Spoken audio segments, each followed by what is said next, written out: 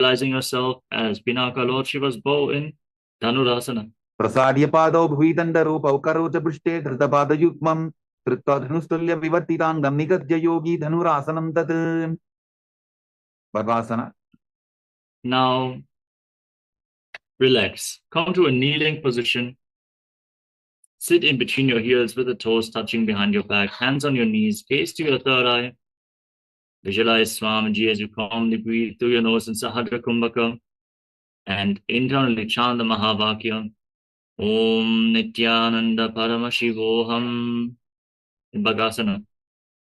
उल्टा मोड़ी बावतो वैसे बहुरोचिपति करे कैसे पावन महिला बुलपुत होबु कुलापा शिथिला वेसोबु वही आसन. We're now going to enter into another inverted posture.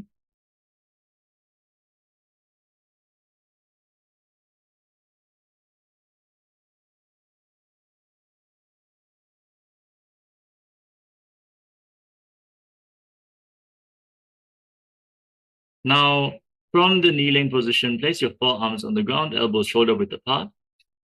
Interlock your fingers in Padasha Mudra. Place your head on the ground and support it with your hands. Then raise your hips. Straighten your legs. Walk your feet forward. Then lift your legs off the ground. Keep the knees bent and pull your knees in towards your chest. Squeeze your body into a ball. Try to touch your chin with your knees as you gaze to the nose and visualize Swamiji in Godhi Asana. तो वो हाथ की कहुनी जोगी पुनः कलाई जाने दोगी. Shirasasana. From the same position now, extend your legs up straight into a headstand. Fix your gaze at the tip of the nose and visualize Swamiji in your inner space. Breathe deeply in Sahadra Kumbhaka in Shirshasana. विपरीतं मण्डलं तद्विधैव विदितं हिनः दण्डासनं दिदा प्रोक्तं विपरीतोपवेशने. कोट्यासना. Gently lower your legs down and come to a seated position with your legs extended forward. We're now going to enter a sequence of rapid exhalations in Bhastrika Kumbhaka. By contracting your abdomen, push the air out of your lungs again and again rapidly without inhaling in between. Don't worry, air will naturally flow back into your lungs. So just keep exhaling, exhaling, exhaling throughout the next few asanas. Starting off with Podyasana. Hold on to your calves and extend your legs up vertically as much as possible. Keep your knees straight and try to touch your forehead to your knees while visualizing Swamiji and breathing in Bhastrika Kumbhaka. तो वो हाथ पक बाहर आने गोरा तरे काकसी ठाने अंगुष्ठ पिंडली लगता धरे चरण उभे आकाश दिशी करे. परिभाषना. Now bring your hands behind your back, holding onto opposite shoulders. Gaze to your third eye. Keep your legs raised and visualize yourself as a mace. उत्तानशयनं कृत्वा पादौ मिलित्वा प्रसाद्याय नितम्बं भूमौ स्पृष्ट्वा हस्ताभ्यां कन्दरां बद्ध्वा. नौकासना. Extend your arms out in front. Keep your legs raised. Arms parallel to the ground. Gaze to your third eye and visualize yourself as a boat. Keep rapidly exhaling. उत्तानशयनं कोट्पराभ्यां भूमिं वष्टद्य हस्तो नितम्बं निधाय. रुद्रासना. Now, with the soles of the feet together, scoop your hands below the feet and pull them against your chest. Try to touch the soles of your feet against your chest as you gaze towards the tip of the nose and visualize yourself as Lord Rudra. पगरली संपुट करिहातस्य उपक उचाई पकाका अंगूठा दोबो लेबो परलिका नीतालवे. उन्मुख पीठासना. Relax. You can now breathe calmly and lay down on your back with your feet flat, the knees raised. Place your palms on the ground just behind your heels. Then push your hips off the ground. Contract the perineal floor and lock your throat. Hold your breath intensely in Mocha Kumbhaka. Gaze towards the tip of your nose and visualize Swamiji in Unmukha Pitasana too. ऊर्ध्वे च जानुनी कृत्वा चवित्वोर्ध्वमुखं तथा उत्थाप्य हस्तौ तिष्ठेतु पीठ उन्मुख नामके. शवासना. Now lay down flat on your back. Keep your hands at the side of the hips, palms facing up. Forcefully pull the awakened Kundalini Shakti up along your spine. from the Muladhara all the way to the Sahasrara Chakra in Shakti Charan Mudra. Feel the energy flowing upwards along your spine as you lay completely still. Visualize your body is dead and Swamiji is liberating you in Shivasana as you internally chant the Mahavakya. Om Nityananda Paramashivoham. Uttanam Shababad Bhumau Shajanam Toshabasanam Shabasanam Shranti Haram Chitta Vishranti Karakam.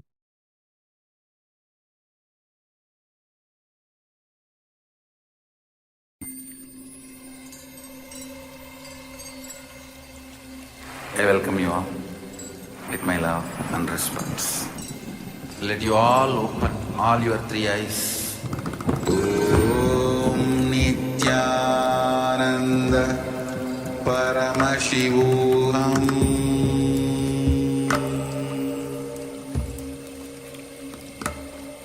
Om Nityananda Paramashivoham.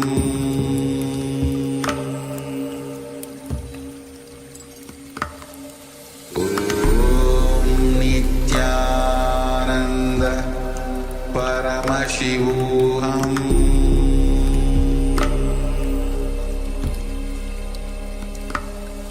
Om Nityananda Paramashivoham.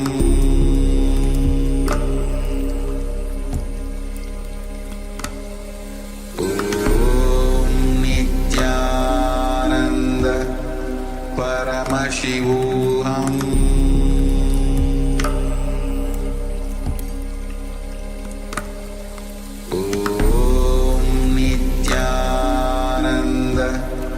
Paramashivoham. Paramashivoham.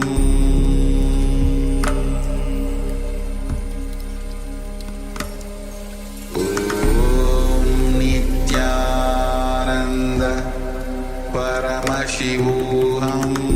Om Nityananda Paramashivoham. Paramashivoham. Om Nityananda Paramashivoham.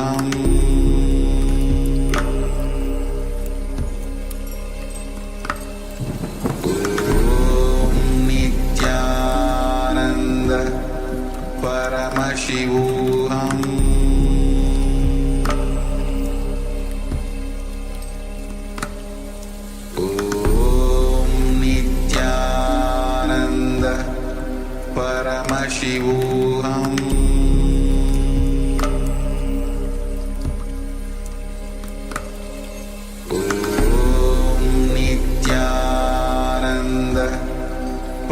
Paramashivoham.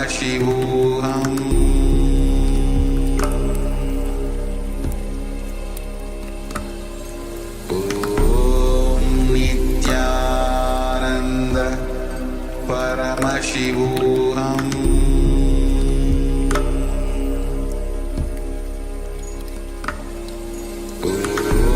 Om Nityananda Paramashivoham.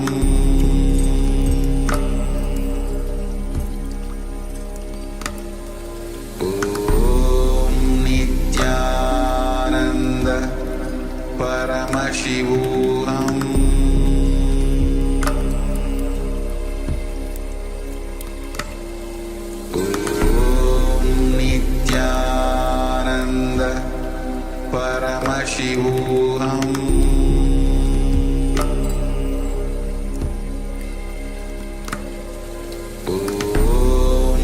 Nityananda Paramashivoham.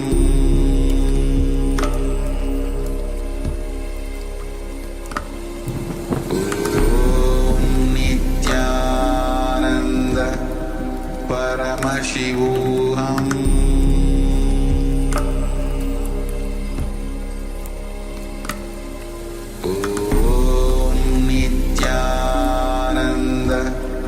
Paramashivoham.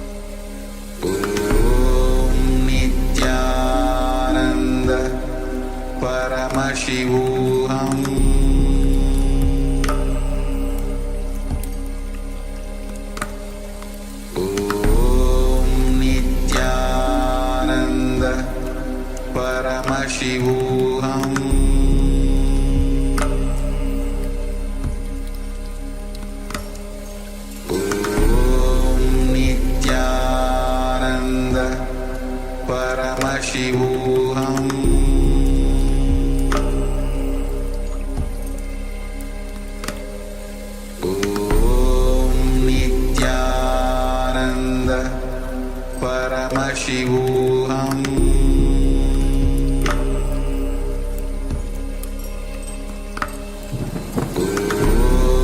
Nityananda Paramashivoham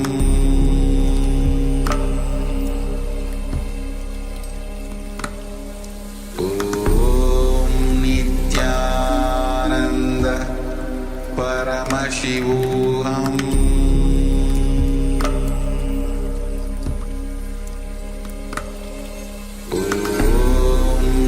Nityananda Paramashivoham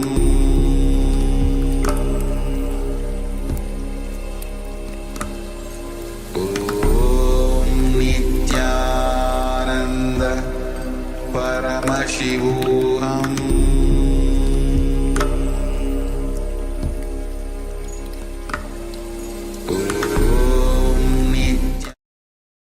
Now, slowly return to your physical body. Start to wiggle your fingers and toes. Rotate your wrists and ankles. Move your arms and your legs. Pull your knees in towards your chest and encircle them with your arms. Rock your body from side to side as you slowly return to a comfortable seated position.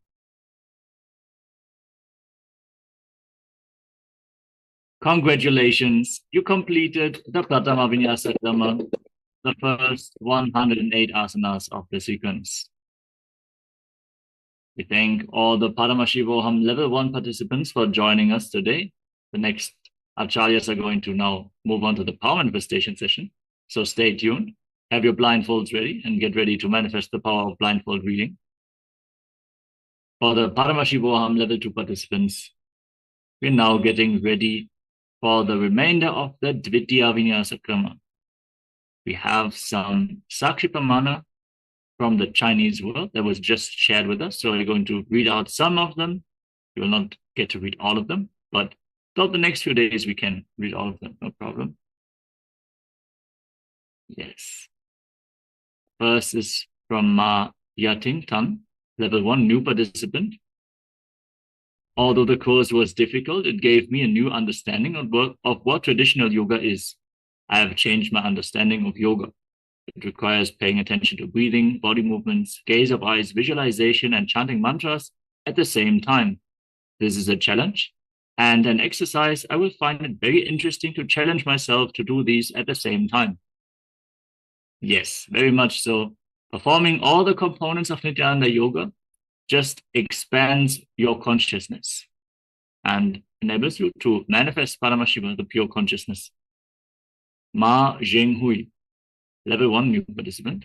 At first, I was tired, but after practicing for the past few days, I felt relaxed and happy. I used to practice yoga at a yoga studio. Every time I finished practicing, I felt pain, but I relied on willpower to persevere. But when I practice here using visualization and breathing techniques, I feel that I can easily improve the postures that I couldn't do before. And there will be no pain after doing it. You can get rid of fatigue. Amazing. Ma Xiao Yang Wang. After my first yoga session, I felt like my whole body was paralyzed and I didn't want to move.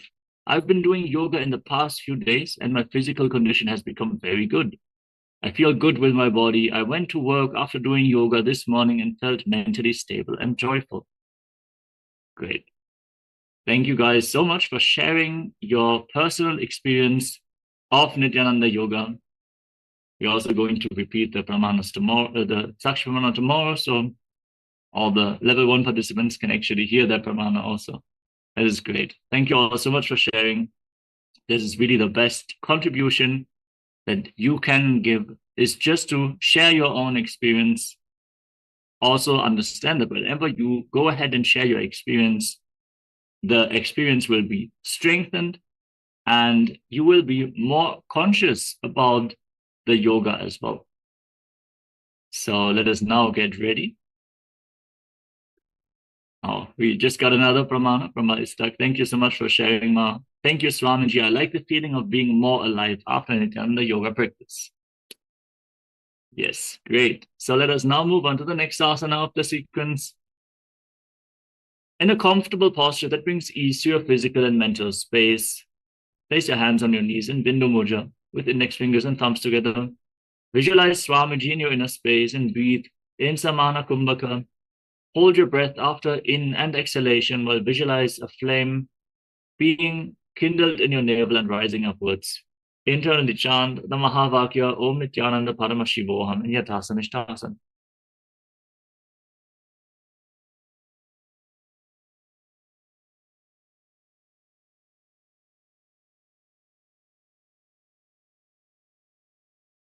यथासनिष्ठासन पर्यङ्कं तत्समाख्यातं यथसंस्थं यथा स्थितिः samasana. In a cross-legged position, keep your hands on the knees in Bindu Mudra. Inhale and exhale as slowly as possible and as deeply as possible as you visualize Swamiji in your inner space.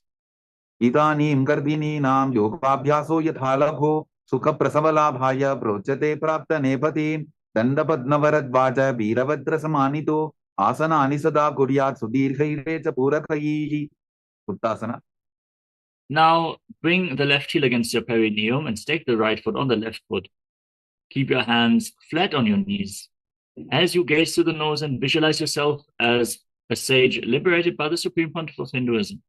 निपीड्यसीविनीं सूक्ष्मां दक्षिणेतरबुल्भतः वामं याम्येन बुल्भेन मुक्तासनमिदं भवेत् सिद्धासना. From the same position, shift your gaze towards your third eye and visualize Swamiji in your inner space. स्थानुसंयमिदेन्द्रियोतलदशा पश्यन् भ्रुवोरन्तरं चैतन्मोक्षकपादभेदजनकं सिद्धासनं प्रोच्यते सिद्ध्यासना. Shift your gaze to the ground in front of you and engage Mahamudra Bandha. वामपादित्यैडीजान सीवनिमदितासकोठानो रुद्रासना 2. Rotate your hands into Bindu Mudra and gaze to your third eye while visualizing yourself as Lord Rudra. वामचरणपरितचिण्डराभे एकचुपदीये सेविदिदाखे सन्तधुनासना. Shift your gaze to the tip of your nose and embody tranquility and an unshakable nature. आसन की नमन कीर्तन चलता Amit सिद्धासना 2. Cup your hands in front of your navel in Samputa Mudra, resembling a closed lotus flower as you visualize Swamiji in your inner space. विजुकार्य समासीन सिद्धासनमुदीरितं प्रसार्य भुवि पादोतु दोर्भ्यामङ्गुष्ठमादरात् बन्धयोन्यासना. Now set the sankalpa to manifest through the womb of creation and get ready to enter Shanmukhi Mudra. Inhale all the way and hold your breath, then lock the senses present in your face with your fingers. Lock your lips with the little and ring fingers, nostrils with your middle fingers, eyes with your index fingers, and your ears with your thumbs. Hold your breath in Bandhayunyasana. युत्र मध्ये महादेव बन्धयोन्यासने शृणु यत्कृत्वा खेचरो भूत्वा विचरेदीश्वरो यथा वीरासना. Now place the right foot on the left thigh and the left foot below the right thigh. Keep your hands on your knees in Bindu Mudra and embody the state and space of bravery. एकं पादमथैकस्मिन् मिन्यस्योर्नि संस्थितः इतरस्मिंस्तथा चोरुं वीरासनमुदीरितं वाल्मीकासना. Maintain the same posture, but shift your gaze up towards your third eye. Visualize sage Valmiki, the great poet and author of Ramayana. दाबा bug की बगथली पुनि Eli है जो जोनी मुद्रासना. Now place your hands flat on your knees, gaze to the nose, and visualize Yoni Mandala. वामपाद की बगथली जाहि माहिली code योन्यासना. Maintain the same body posture, shift your gaze to your third eye, and hold the visualization of Yoni Mandala and Yonyasana. योन्यासनं पर्वतेन योगं योगफले नीलं तत्कारफलं तावत् खेचरो यावदेव हि भद्रासना 3. Now join the soles of your feet together. Interlock your fingers around your toes and pull your heels against your perineum. Push your knees to the ground, engage Uddiyana Bandha, gaze to the nose, and visualize yourself as Lord Veerabhadra sitting with 8 arms in Bhadrasana 3.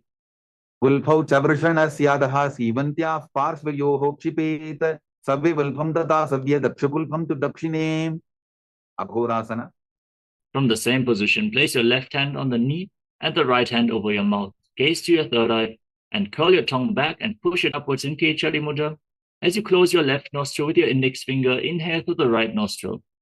Then close both nostrils and hold your breath. Then exhale through the left nostril. Again, inhale through the left. Invert the direction of the breathing flow. Close both nostrils, hold your breath, and exhale through the right. Exchange the direction again and again in Abhyanta Kumbhaka as you visualize yourself as an Agori in Agorasana. पूर्व कहो विश्रिका जोगी वाही विधि जोगी जैसोगी Kanheri पवासना. Now slightly extend your feet away from the body and separate your heels. Rest your elbows on the heels and your chin on your hands. Gaze towards the tip of the nose. Exhale fully and contract your abdomen in Uddiyana Bandha. Hold your breath in Rechaka Kumbhaka, the new pranayama, as you visualize yourself as a female elephant drinking water. वाली पाव आसन कक्ष्यो है जैसे Yahoo में जाने विदित से परासना. Rise up, scoop your hands below the feet and lift your feet off the ground. Interlock your fingers in front of your feet as you gaze towards the tip of the nose and visualize Swamiji in Parasana. ततोर्ध्वम्रेतयेत् वायुं वृतनिश्वास संयुतं Gopi चंडासना. Now, free your arms and interlock your fingers around the toes from above, pulling your feet against your chest. Rest your chin on the toes and fix your gaze at the tip of the nose as you embody the state and space of a king. पूर्व विधिपता का अंगूठा कंठ को पराशेम उदरासना. Once more, scoop your hands below the feet and interlock your fingers around the toes from below.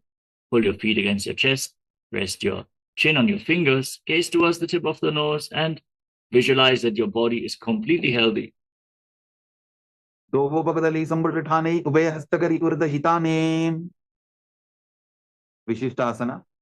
Keep holding on to the toes and extend your legs up higher in front of your face. Visualize yourself excelling in everything. दो बगदली जोड़ी संपुट करें भुजासना. Now, one by one, lift your legs over top of the respective shoulders. Bend your arms up and try to interlock them behind your neck as you visualize yourself as a cobra in Bhujasana. शिरासनं तविज्ञेयं कक्षासनम् अतः परं ग्रीवासनं तपरमं भुजासनम् इहोच्यते कल्याणासना. From the same position with your legs over top of the respective shoulders, bring your hands behind your back and try to interlock your fingers behind your back. Gaze towards the tip of the nose and visualize yourself as a beautiful, auspicious goddess. दो हाथ बकम नीचाने तिनको बोड़ा नीचे ठाने संकटासना. Now place the top of your left foot flat on the ground, the left knee on the mat. Sit on the left heel and stack the right foot, the right knee over top of the left knee. Bring the right foot outside the opposite hip. Place your hands on opposite knees. Gaze forward without focusing on any external objects. Don't get distracted by any external happenings. Just focus on what is happening in your inner space. Focus on the object of the inner space, which is enlightenment. As you visualize yourself as an elegant swan, breathe in Ujjayi Pranayama. Keep your throat engaged while inhaling and exhaling. Inhale through nose and mouth at the same time and exhale through your nose. Create an ocean-like sound from your throat as you keep it engaged in Ujjayi Pranayama, in Sankatasana. वामपादं चितेर्मूलं संन्यसदर् नीतले पाददण्डेन जाम्येन वेष्टयेत् वामपादकम् धेनुकासना. Slide your foot outside the hip, sit in between your heels with your hands on the knees. Pull your stomach in and up and visualize the cow in Dhenukasana. अनुशाटी Nagar पंजरम ऋषिलिंदवल्यं Neem पच्छन्द्रासना. Now slide the left thigh and the left foot on the right knee. Bring your left arm behind your back, twist your spine and hold on to opposite thighs. Gaze towards your third eye and visualize Swamiji in Machandrasana. वामजंग परिदशिर Thane वामहस्त पिष्टि Sane मच्छन्द्रासना 2. Untwist your spine, hold onto your big toes and lean forward and down. Place your forehead on the mat and visualize Swamiji in Machandrasana 2. प्रसमजी मनातर न जजोगी वामदंड परिला खेसोजी गुरु आसना. Rise up, interlock your fingers on top of the left knee, the top knee. Engage Mahamudra Bandha and visualize Swamiji, your Guru, in Guru Asana. ऊर्ध्वमूलैर्ध्रपादस्य कनिष्ठिकाप्रदेशगुल्फं संस्थाप्य Sankatasana. Now place the top of the right foot flat on the mat and sit on the right heel. Stack your left knee over top and hold on to opposite knees, gaze forward. Don't focus on any external happenings as you visualize yourself as an elegant swan in Sankatasana. वामपादं चितेर्मूलं सन्न्यसधरनीतले पातदण्डेन जाम्येन वेष्टयेत् वामपादकम् धेनुकासना. Now sit in between your heels, place your hands on the top knee, engage your Dhyana Bandha and visualize a cow. अनुशाटिनगरपञ्जरं ऋषिलिन्दवल्यम्नीं Pachandrasana. Now slide the left foot on the right thigh and place the right foot on the left knee. Bring your right hand behind your back and twist your spine intensely. Gaze to your third eye and visualize Swamiji in Machandrasana. वामजङ्गपरितशिरठाने वामहस्तपिष्टीदिशाने Machandrasana 2. Untwist your spine and hold on to your big toes as you lean forward and down, visualizing Swamiji. प्रसमजी मनोतर्नजोगी वामदङ्गपरिलाभेसोजी Guru Asana. Rise up, interlock your fingers on top of the right knee. Engage Mahamudra Bandha and visualize your Guru Swamiji. ऊर्ध्वमूलैर्ध्रपादस्य कनिष्ठिकाप्रदेशगुल्फं संस्थाप्य Pashvasana. Place your feet flat on the ground and pull your knees against your chest with your hands. Push your tongue up and back in Kechari Mudra. Gaze towards your third eye and visualize Swamiji. पादतले भूमौ निधाय चाननीर्षि निधाय विपरीतहस्ताभ्याभू सहितजङ्गे निबध्य Bodhishokasana. Now shift your grab to the opposite wrists and rest your chin on the knees. Fix your gaze to the tip of the nose and visualize yourself residing in an abode of bliss. Dovubardali bhuparidare kormashli sekare Kurakatasana. Now bring your hands below the knees and hold on to opposite elbows. Pull your legs against your chest. Fix your gaze at the tip of the nose and visualize Swamiji in Kurakatasana. दो हाथ भग बाहर लियावे गोड़ा नीचे ले टहरावे सुमति आसना. Now cross your right ankle over the left and point your toes upwards as you gaze to the nose and visualize Maharishi Sumati and Sumati Asana. मूलद्वारी धरती परिठाने डाबा पग परित चबदाने Dandasana. Extend your legs out in front and interlock your fingers. Raise your arms up with the wrists pointing outwards. Engage Mahamudra Bandha.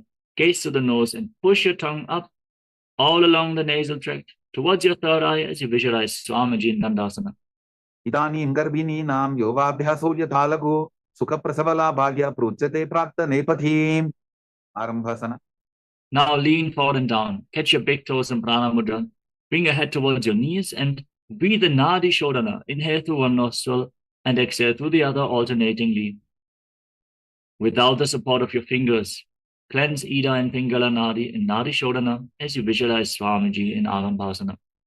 Dobu pakamiliwa pasari pakaka angutha pakadi lila tukoda lagave Vidokasana. Now rise up, separate your feet and raise your knees. Scoop your hands below the shins and hold on to the soles of the feet from the outside as you place your forehead on the ground. Gaze to the third eye and visualize Swamiji in your inner space. Pratama besido pau pasari kachapurtako kurdo darim Dalandhari Pavasana. Now bring your heels together, hands below the shins with the palms facing up, and rest your chin, mouth or nose on the heels. Gaze to the nose and visualize Swamiji in Jalandhari Pavasana. Do edi mailike dije hatha pasari Utu Vichimatanasana. Now rise up, extend your legs out in front, and then lift one leg up behind your neck. Lean forward and down and hold on to the front foot with both hands. If you cannot bring your leg behind the neck, don't worry. You can either lift it over your shoulder, pull it towards your chest, or simply cross it over the opposite knee. Then lean forward and down and hold on to the front foot. Open up your hips. Breathe in Pratyahara Pranayama. Visualize that your prana is flowing from the soles of the feet to the regenerative organs, the navel, the heart, the throat, the uvula, the center of the eyebrows, the top of the forehead, all the way to the Brahmarandha, the crown of your head. Focus on the upward movement of the prana from the soles of the feet to the crown of your head.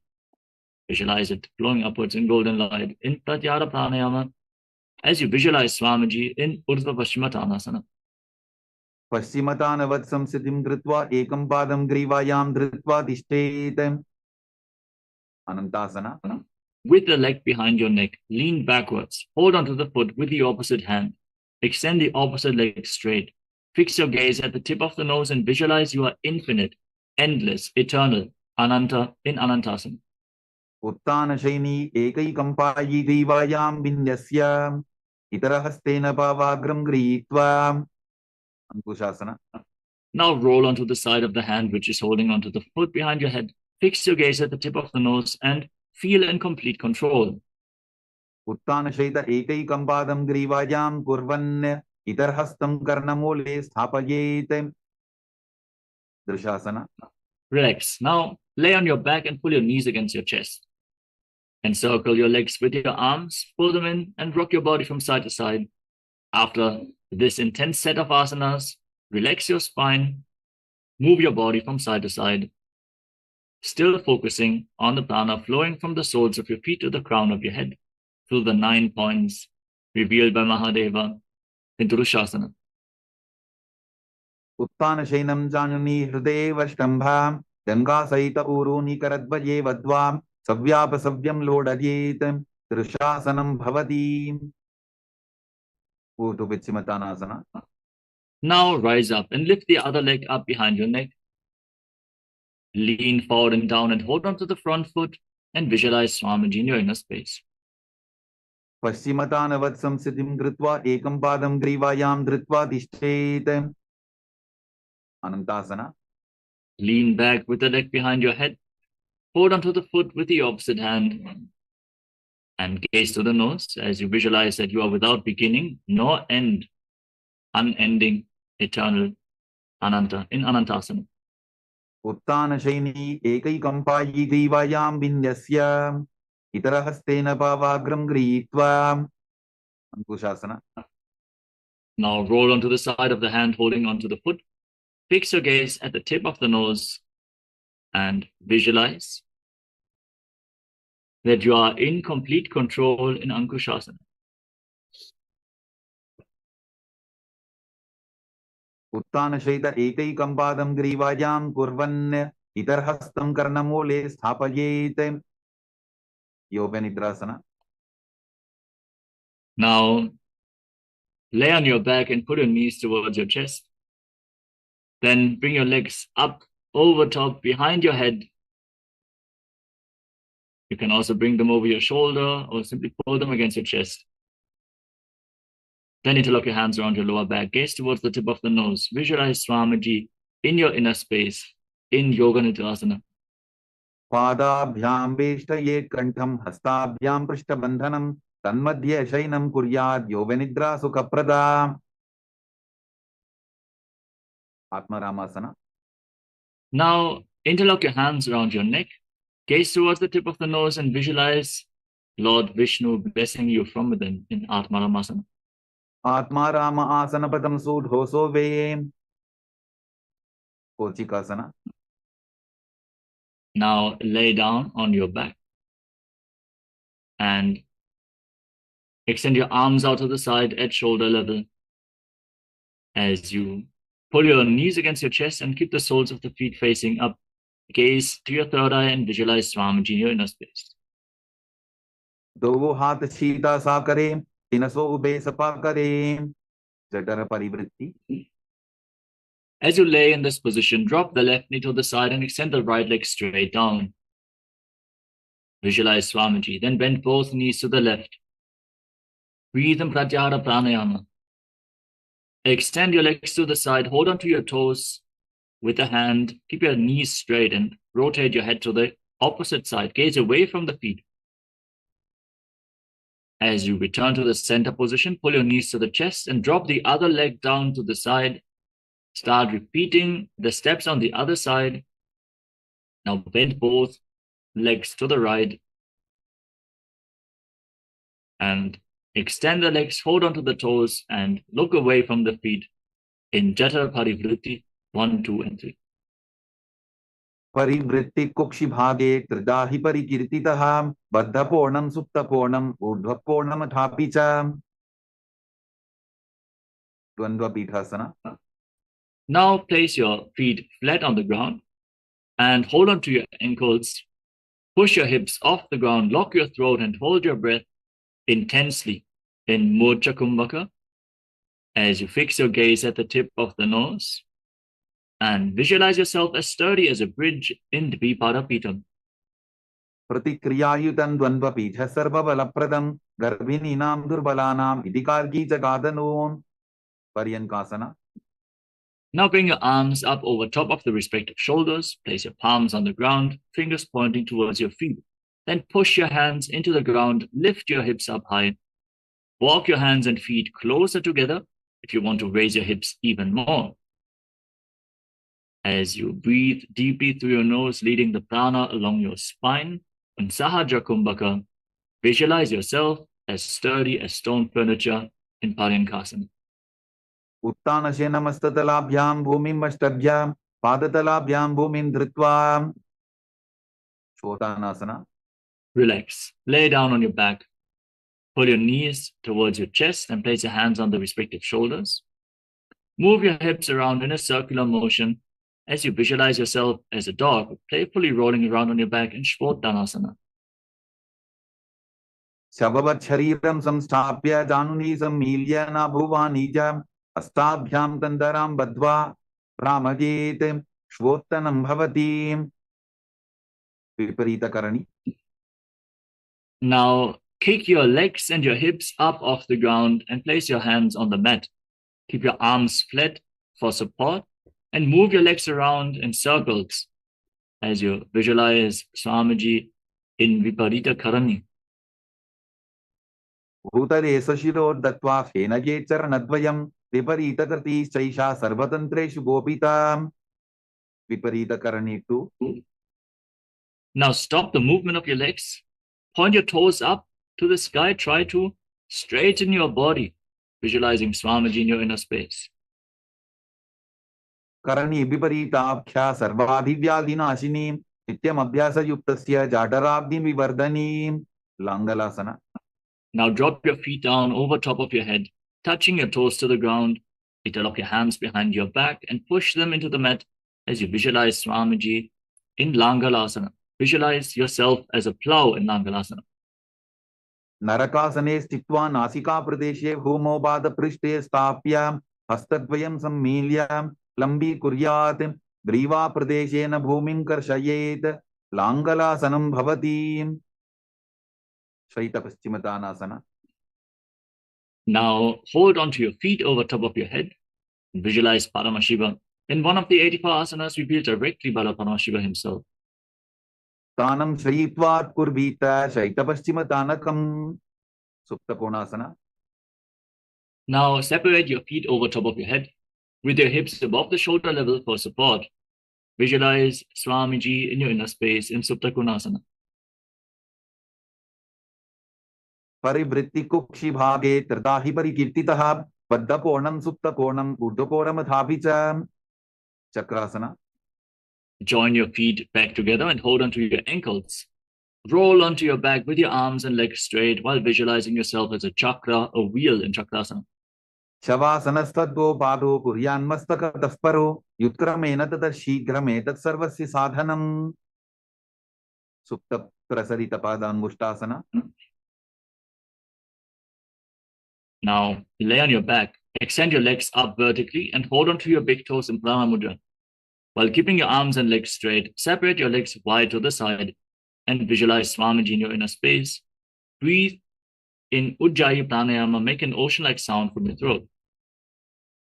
उत्तानपादं क्रौञ्चं च मरीचिम्बीरभद्रकं नटराजन्द्रिकोणं च सुप्ताङ्गुष्ठप्रसारणीं सुप्तपादाङ्गुष्ठासना. Now join your feet back together, hold onto your big toes in Prana Mudra and visualize Swamiji. उत्तानपादं क्रौञ्चं च मरीचिम्बीरभद्रकं नटराजन्द्रिकोणं च सुप्ताङ्गुष्ठप्रसारणीं मत्स्यासना. Now cross your legs into Padmasana and place your hands over top of your head on opposite elbows. Gaze to the tip of the nose and visualize Matsya, the fish avatar of Lord Vishnu.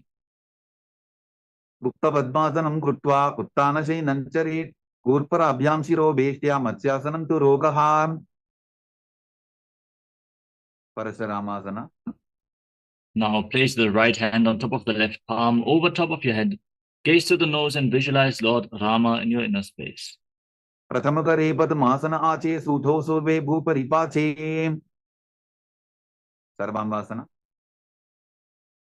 Now raise your knees and your hips off the ground. Support your lower back with your hands, elbows resting on the ground. Gaze towards your nose and visualize Swamiji in your inner space. अथवा क्षेत्र संक्षेपात् सर्वांगासनम उत्तमम यत् कृत्वा योगनिपुणः विद्या विस्पंडितो यथा वृश्चिकासना. Now lay on your back with one foot on the opposite hip. Lift your knees up towards your chest. Extend your arms over your head with the fingers hooked forward like the stinger of a scorpion. Gaze to your third eye in Vrishchikasana, the scorpion pose. प्रथमशयन सूतौ शीशिके शिखी सन्धि सुदाखे वृश्चिकासना. Exchange the position of your legs. Repeat Vrishchikasana on the other side. प्रथमशयन सूतौ शीशिके शिखी सन्धि सुदाखे वृषभादक्षेपासना. Lay on your back. Interlock your hands around your neck. Lift your legs off the ground and alternate pulling your knees in towards your chest, back and forth, while visualizing Swamiji in your inner space. Breathe calmly through your nose in Sahadra Kumbhaka in Vrishabhadakshipasana. उत्तानशयनं कृत्वा अङ्गुलिभैकन्दरां बद्ध्वा पूर्वपरो मिलित्वा नितम्बेन भूमिं स्पृष्ट्वा मारोत्तनासना. Place your palms on the ground next to your hips and alternate pulling your knees up, touching your ears with the respective knees again and again, while visualizing Swamiji in your inner space. स्वोत्तानवत् संसिद्धि कृत्वा जानद्वयं पर्यायेन कर्मयोः संस्पृशेत् वृकासना. Now, as you lay on your back, place your feet flat on the ground. Stand up and lay back down again and again while visualizing yourself as a wolf in Vrikasana. उत्तानशीनं कृत्वा पादतलाभ्यां भूमिं धृत्वा उत्तिष्ठेत् वृकासनं भवति.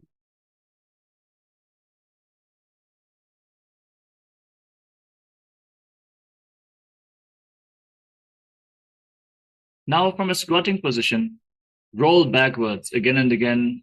Visualize Swamiji in your inner space in Lutasana.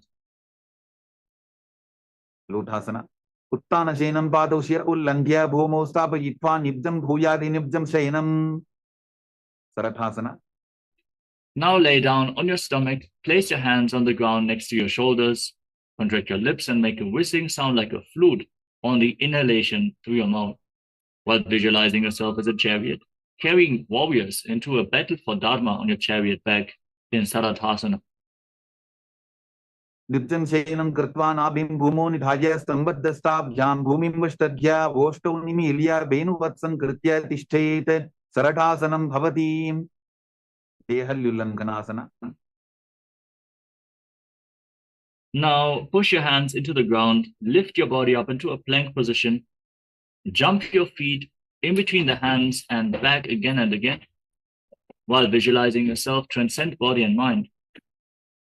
हस्तद्वयं बद्ध्वा तन्मध्यस्तर्णद्वयम् उद्दानैव बहिरानीय अतनजेत् देहल्युल्लङ्घनं भवति.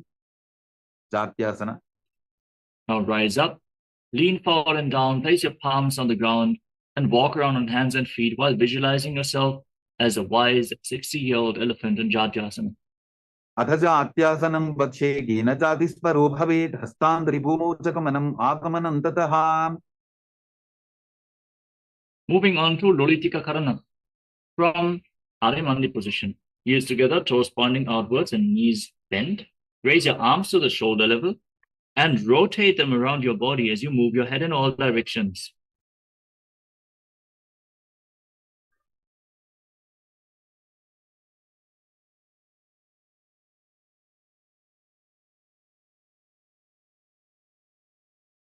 सर्पासना.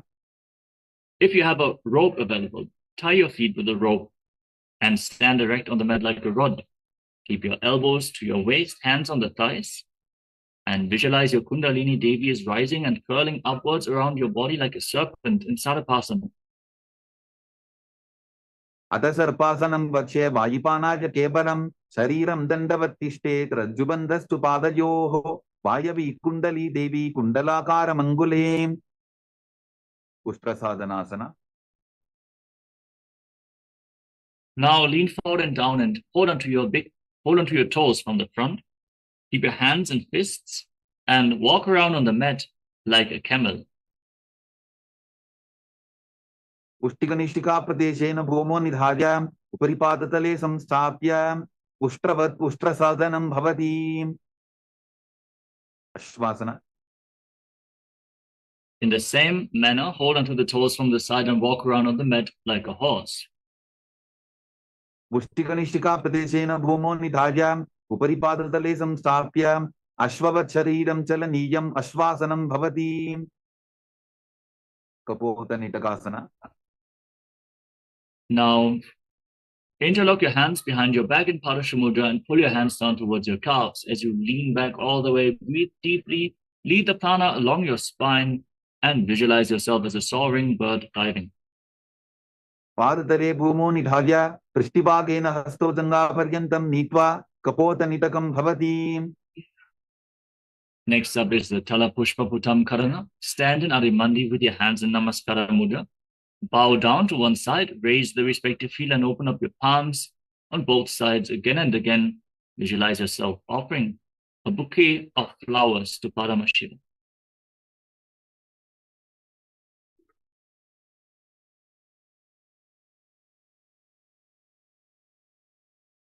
खड्गासना. Now gaze to your nose and visualize yourself as a rhinoceros. Then lay down on your stomach, jump your feet back up towards your hands and stand with your hands slightly extended in Namaskara Mudra, resembling the horn of the rhinoceros in Khadgasana. लुचसरतमासनं कृत्वा पादतलाभ्यां भूमिं वष्टभ्य उत्तिष्ठेत् खड्गासनं भवति. उत्थानोत्थानं. Now sit down and stand back up or squat down as low as possible, holding onto weights if you want to intensify this asana. Gaze to your nose and visualize Swamiji in your inner space. पुनः पुनः उत्थातव्यम् असितव्यम् इति उत्थानोत्थानं भवति. कुशलासना. Now raise your arms up over top of your head and jump repeatedly, visualizing yourself as a maze. सरलं स्थित्वा ऊर्ध्वं बाहुनयेत् वारं वारम् उड्डानं कृत्वा नद्येत् कुशलासनं भवति. विच्छीर्षकासना. Now hold on to one foot with both hands and pull the sole of that foot against your chest. Sit down and stand back up. On the opposite leg, alternate on both sides and gaze towards the nose, visualizing Swamiji. एकैकं पादतलं कुक्षु निधाय तिष्ठेत् उत्शीर्षकं भवति. ताण्डवासना. Next up is the Parshva Janukarana. Now keep the toes of the right foot pointing outwards and lift the left knee against your chest. Then circle the raised knee with the respective arm, the hand in a fist, the other hand on the thigh.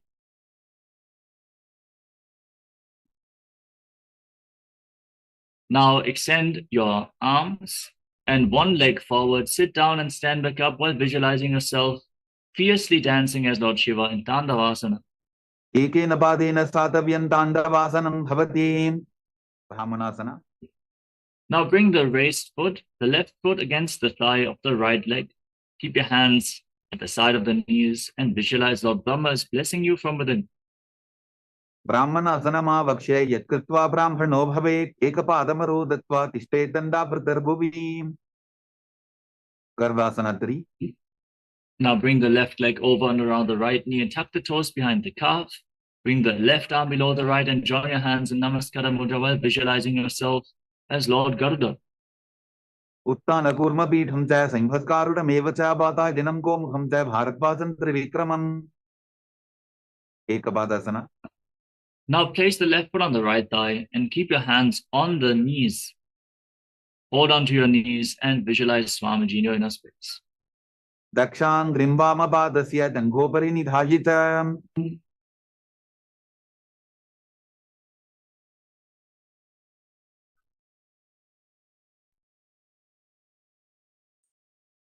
Sirvasana. Now hold onto the big toe of the left foot and extend your leg out to the side. Rotate quickly on the standing leg as you visualize yourself as the North Pole star. एकेन हस्तेन दण्डरूपस्य एकस्य पादस्य परं धृत्वा इतरपादतलं भूमौ निधाय त्वरया भ्रमणं कर्तव्यं ध्रुवासनं भवति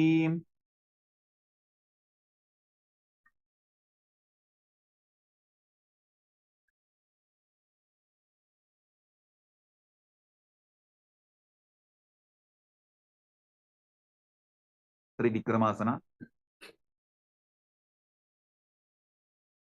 त्रिवायां पादं संस्थाप्य स्थातव्यम् उत्थातव्यं त्रिविक्रमासनं भवति Now lift the left leg up behind your neck. Stand tall, sit down and stand back up. Perform the 3 steps of Lord Vishnu. Visualize Lord Vishnu is blessing you from within.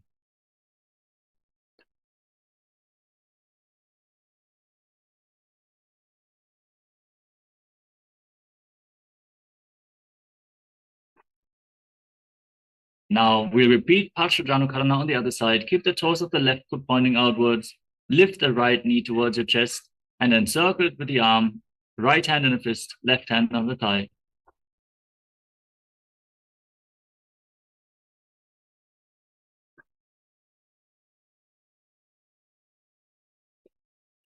Andavasana.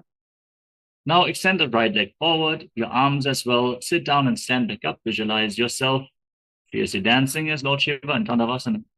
एकेन पादेन स्थातव्यं ताण्डवासनं भवति Brahmanasana. Bring the right foot against the left thigh and keep your hands at the side of the knees. Visualize Lord Brahma is blessing you from within. ब्राह्मणासनमावक्ष्य यत्कृत्वा ब्राह्मणो भवेत् एकपादमरो दत्वा तिष्ठेत् दण्डाभृतर्भुवि गर्भासना 3. Now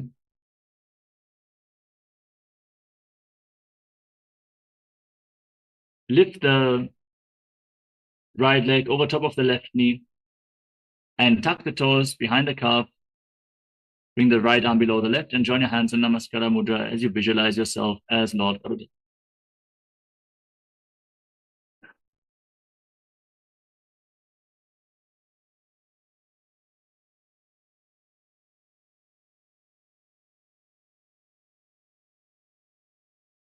उत्तानकूर्मपीठं च संवत्कारुणमेव च पाताय दिनं गोमुखं च भारद्वाजं त्रिविक्रमम् एकपादासना. Now place the right foot on the left thigh and keep your hands on the respective knees. Squat down and hold onto your knees as you visualize Swamiji in your inner space. दक्षाङ्घ्रिं वामपादस्य दङ्घोपरि निधाय च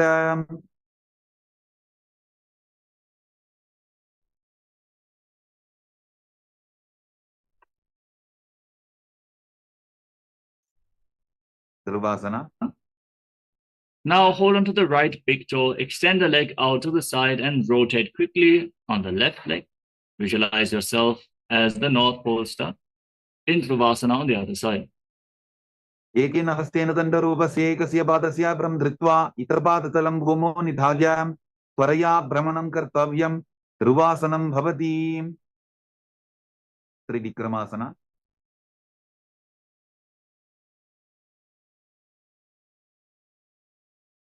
Now lift the right leg behind your neck.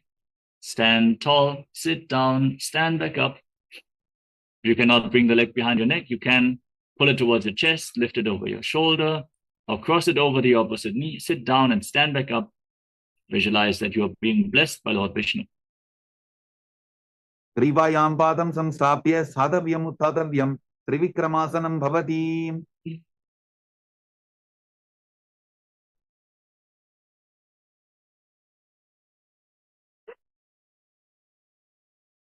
Now stand with your heels together, toes pointing outwards, and the hands slightly extended away from the body, fingers pointing one by one.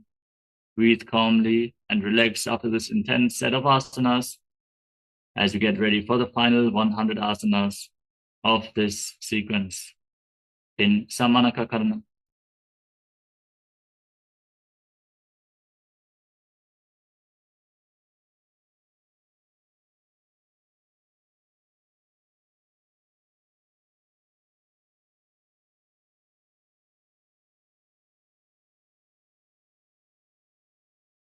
Let us now move to the final 100 asanas of the sequence, starting off with Godak Anjali Asana. Separate your feet and squat down. Bring your arms from the outside in between the legs and interlock your fingers in front of your navel. Visualize the great sage Goraknath, the founder of the Nata Yoga Hindu Sampradaya. As you breathe in Jiva Chala Kumbhaka, inhale deeply, hold your breath, and move the retained prana freely throughout your body by the force of your will. In Jiva Chala Kumbhaka. Gorakandili Asana. Pratam hi wo hoye bahuri nicho punihove. Kanchasana.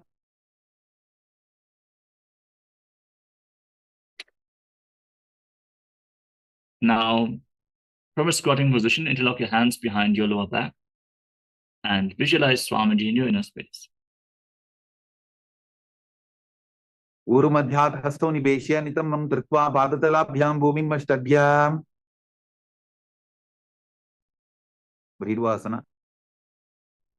Bring your heels together, close towards your perineum, squat down all the way, and interlock your hands around your lower back. Gaze towards your navel and visualize Bhagavan Kala Bhairava, the Lord of Time in Bhairasana. Tobu bakki talya ki mahili kor milai bana bani ukar mod vaise. Varahasana. With your heels at your perineum, separate your toes, join your palms behind your head in Anjali Mudra with the fingers pointing down. Gaze towards the tip of the nose and visualize yourself as Varaha, the boar avatar of Lord Vishnu in Varahasana. Pakasali ki mahili pori milai bana bani ukar vaise. Prabhitasana. Now hold onto your big toes and raise your hips to the same level as your knees as you visualize Swamiji in your inner space. Pashintvaya sammilya stitva nitamam dana pradesha aniya tishte kripithasanam bhavati. Bakasana. With your palms on the ground, bring your knees onto your arms towards your armpits. Lean forward, find balance. Lift your feet off the ground and visualize yourself as a crow in Bakasana. Hastabhyam nimavashtabhya janudayam nabho sammilya. Sushtanga Kapalyasana. Now, with your hands split on the ground, place your head on the mat, form a triangle between your head and your hands. As you lift your knees onto your elbows, your hips over top of the shoulders, and raise your legs up and cross them into Padmasana. Gaze towards the tip of the nose and visualize Swamiji in Sushtanga Kapalyasana. Asana Kovalna Kapara Athohoyi. Uttasana. Now come to a kneeling position. Sit in between your heels with the toes touching behind your back. Gaze towards the tip of your nose and visualize sitting in the secret seat with Paramashiva and Guru in Guptasana. Chant the Mahavakya, Om Nityananda Paramashivoham. Janu Gorantare Padu Padu the Gopajete. Vrikshasana 2.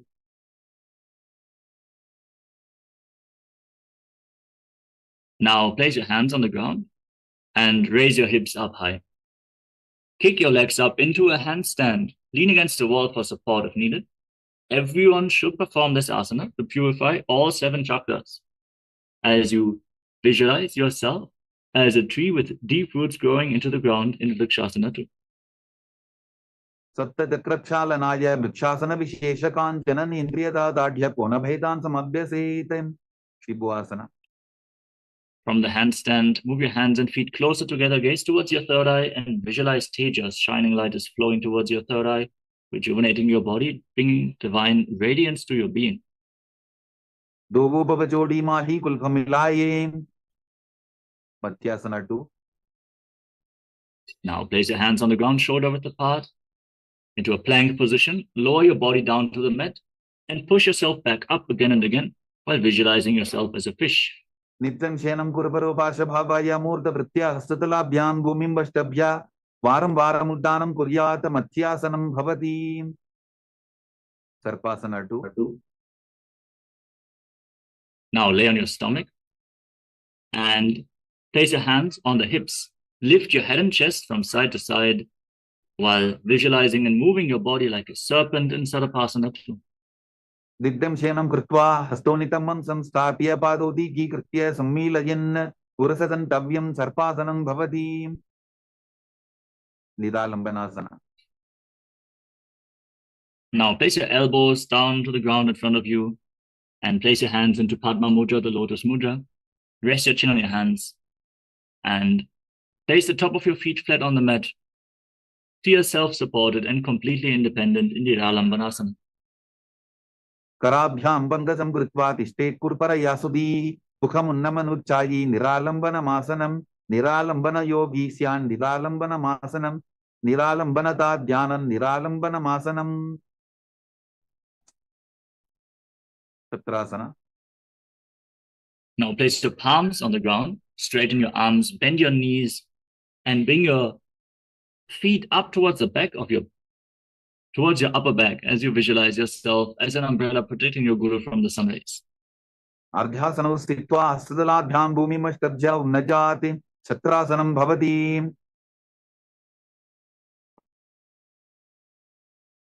Vidrasana.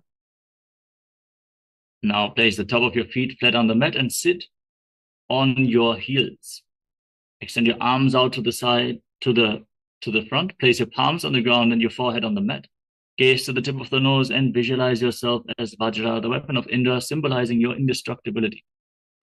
इदानीं गर्भिणीनां योगाभ्यासो यथा लघु सुतप्रसवलाभाय प्रोच्यते प्राप्तनेपथि दण्डबद्धभरद्वाजाय वीरभद्रसमानितो आसनानि सदा पुर्या सुदीर्घैरे च पूरपैः. वेशासना. Now raise your hips, straighten your legs, keep your hands on the ground, then alternate striking the ground with your hands, visualizing yourself as powerful as a ram. गुदासन संस्थितो एकैकं बाहुं भूमौ तालयेत् वेशासनं भवति. अजासना. With your hands on the ground, kick your legs up and lower your face down to the mat.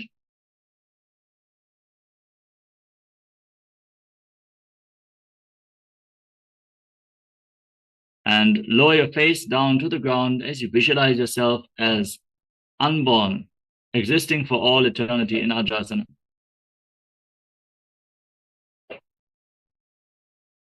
गुदासन संस्थितौ पादत्रयमन्तराले कृत्य मस्तकेन भूमिं स्पृशेत्. धनन्तरासना.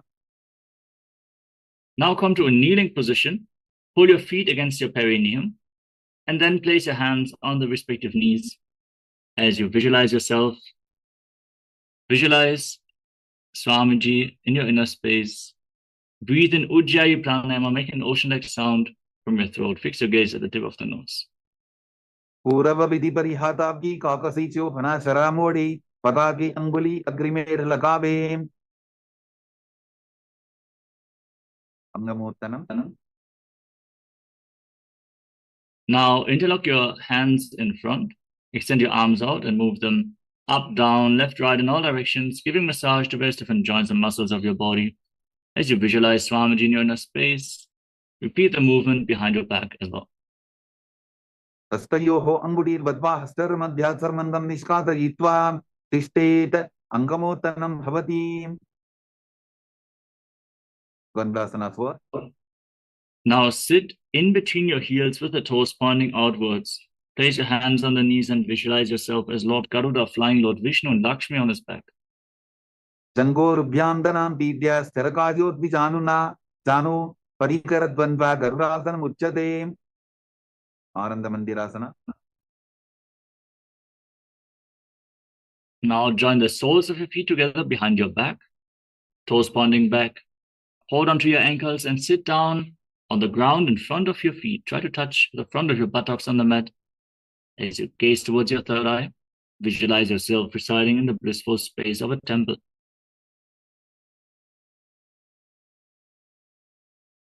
अथ वक्ष्येऽवीरनाथ आनन्दमन्दिरासनं जित्कृत्वा अमरो धीरो भवत्येवेह साधकः. मण्डूकासना 2. Now cross your feet and sit on the raised heels. Place your hands underneath your knees. Pull your stomach in and up in Uddiyana Bandha. Press your tongue up flat against the palate of your mouth and visualize yourself as a frog in Mandukasana 2. पृष्ठं सम्पीठबुल्ढाभ्यां दान्वन्द्ये सबलयाकृतिः हस्तौ पादतले क्षिप्तो मण्डूकं पाददोषऋत्. नरसिंहासना. Now, tuck your toes and sit on raised heels. Keep your knees on the ground, your hands on the mat, thumbs touching, and the base of your hand should touch your toes. Gaze towards the tip of your nose, stick your tongue out, and exhale forcefully through your mouth again and again as you visualize yourself as Lord Narasimha, the lineman avatar of Mahavishnu. Dobu Bhanapani Hoivase, Edi Mailer Gudani Vase, Samasarirani, Kat Harave, Nasa Abratastiko Yave, Visharakasana. Sitting on raised heels. Cover your mouth with your hands, bring your thumbs underneath your teeth, and close your lips. Inhale through the right nostril and exhale through your mouth again and again as you gaze through the nose and visualize yourself as Goddess Durga victorious over all your fears. Dobu Pakambi Edi Chalki, Goda Phanovanapani Hoi. Pakanasana. Now, join the soles of the feet and place the top of the feet flat on the mat, sitting on your heels. Bring your hands to your armpits and imitate as if you are a monkey, stretching yourself as you gaze to your third eye, visualizing yourself as a playful monkey in Makadasana. Dobu Bagdari Smut Ane, the Niki Vishti Bhumi Paridhane, Mulatvar, Ediam Pariyave, Muda Hat Uchata Harave, Vajrasangarasana. Now tuck your toes, join the soles of the feet and separate your knees wide apart. Hold on to opposite elbows behind your back, gaze towards the tip of the nose and embody diamond-like strength for you and your Sangha. Patama Pranapani Hoivase, Dobu Eriuda Nivase, Gora Uba Rafe Dira, Adeva Yabasa Dira. And then asana. Now place your knees on the ground, cross your feet and sit on the raised heel. Place your palms on the mat next to your body. Pull your stomach in and up in Uddiyana Bandha, gaze to your nose, and visualize perfect health physically and mentally in Kanchanasana. Kanjanasana Vakshe, Yadgritva Susti Robhave, Prishte Padatvayam Badva, Stobhumo Pradharajete, Gurmasana. Now place your hands on the respective knees, gaze to the nose, and make your upper back and neck stiff like the shell of a turtle with a stable body and mind to live for centuries in Kurmasana, the turtle pose. Pulpo Severshanas Yadho, Vikramena Samahito, Rijika Yashiro, Grivam, Kurmasanam Itiritam, Yokasana.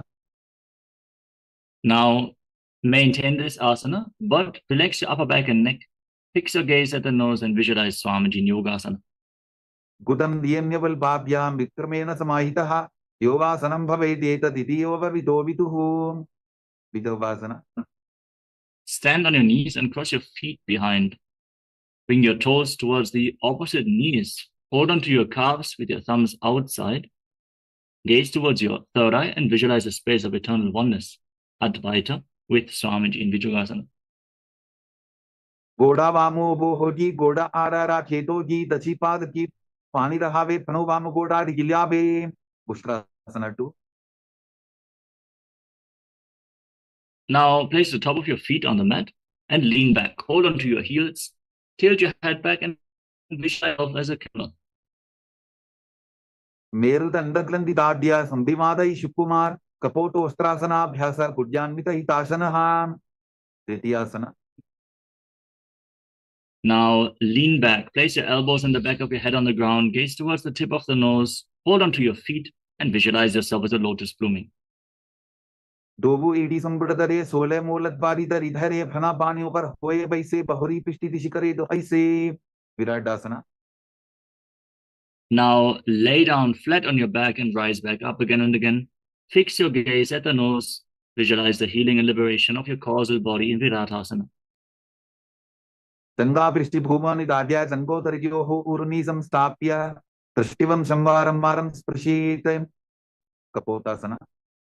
Now lean back all the way. Lift your arms over top of your shoulders and place your forearms on the ground. Hold onto your feet and bring your head in between the heels. Visualize yourself as a beautiful dove in Kapotasana. Veru Dandakvandi Dadya, Sambhivada Shipuman, Kapoto Ostrasana, Bhyasa, Kudjanmita Hitasana, Varasana. Now rise back up. Stand on your knees. Hold on to opposite elbows in front of your chest.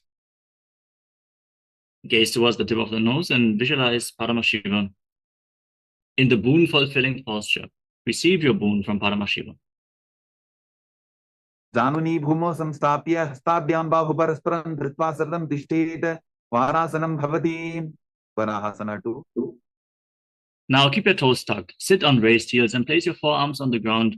Rest your head on your hands while visualizing yourself as a boar, one of the 10 incarnations of Mahavishnu in Varahasana 2. Suryan Chandram Vedanani Asanani Nikachente Purparo Bhumastapagitva Janubhyamavlimam Ishtabhya Hastomastake Samstapya Pashin Nitambe Samstapya Tishtet Varahasanam Bhavati. Dasana. With your forearms on the ground, elbows shoulder width apart, interlock your fingers and place your head on the ground, supporting it with your hands. As you get ready to enter another inverted posture, raise your hips, walk your feet forward and kick your legs up into a headstand. Gaze towards your nose and breathe calmly in Sahaja Kumbhaka while visualizing yourself as a lopped tree in Mundasana. Atho Mundasanam Bakshe Sarvesham Praninam Savam Bodham Argyapade Dattva Dharayin Marutam Siddhihi. Andhasana. Lower your legs down. Sit on your heels in a kneeling posture. Separate your knees and lean forward and down. Bring your head in between the legs. Hold onto your head and keep your elbows outside the knees. Inhale through your nose and exhale through your mouth as you visualize Swamiji in Andhasana. Katamavardali Smataharabe, Poramahili Ube Midave, Anapani Bukara Hoi Baise, Tobu Eri Udani Baise, Viparita Shalamasana. Lay down on your stomach and extend your arms over top of your head. Lift your arms, your chest, and your legs off the ground and hold while visualizing yourself as a locust in Viparita Shalabhasana. Shalabhasana Vedascha Natabhirunda Namake, Bendabhirunda Saite, Shirshatandasanam Tata. Now place your forehead on the ground and your palms on the mat at the side of your hips. Lift your legs off the ground without raising your chest and visualize a skull representing the mind with purified thoughts and the strong will to attain enlightenment in Kapalasana.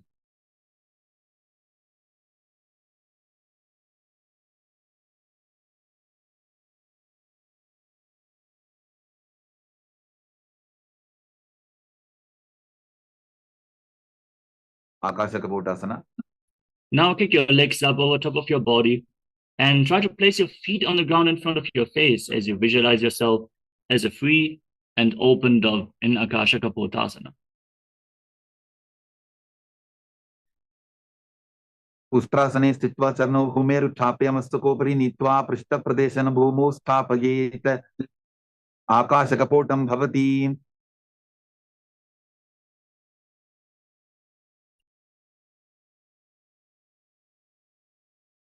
Chetavasana. Now from a kneeling position, lean forward and place your forearms on the ground. Rest your navel on your knees and visualize yourself as a sparrow. Urbarabadiento Hastodha Taravol Tabia Januni Nabhusam Kunjia. Vrishikasana 2. Now, with your forearms on the ground, raise your hips. Lean forward and kick your legs up. Bend your knees and try to touch the back of your head with your feet as you visualize yourself as a scorpion. Vicheva Puchavartimangri Parshni Dritva Sashirse Bukam Vidharyako Yitreti Santishtadi Sadakastom Vishavaham Vrishika Sanyamasanam. Purushasana. Lower your legs down and come to a kneeling position. Sit on the right heel and keep the left foot outside your hip with the toes pointing to the side. Place your palms on the ground in front of your feet. Gaze forward in Vaishnavi Mudra. Forcefully inhale through your nose. Hold your breath for a short while and then slowly exhale again through your nose in Antaranga Kumbhaka as you visualize yourself as a bull in Vrishasana. Yami will Pripada Vule Vamabhabi Padetaram Viparitam Sprishet Bhumim Vrishasaramidam Bhavete. Lolasana. Now place your hands on the ground at the side of your body and lift your entire body off the mat, crossing the toes of the left foot over the right. Balance on your arms as you visualize Swamiji in your inner space. Lolasanam Tata Puryat Vayulola Pakhatanat Sthiravayu Prasadena Sthiracheta Bhavetritam. Vrishasana.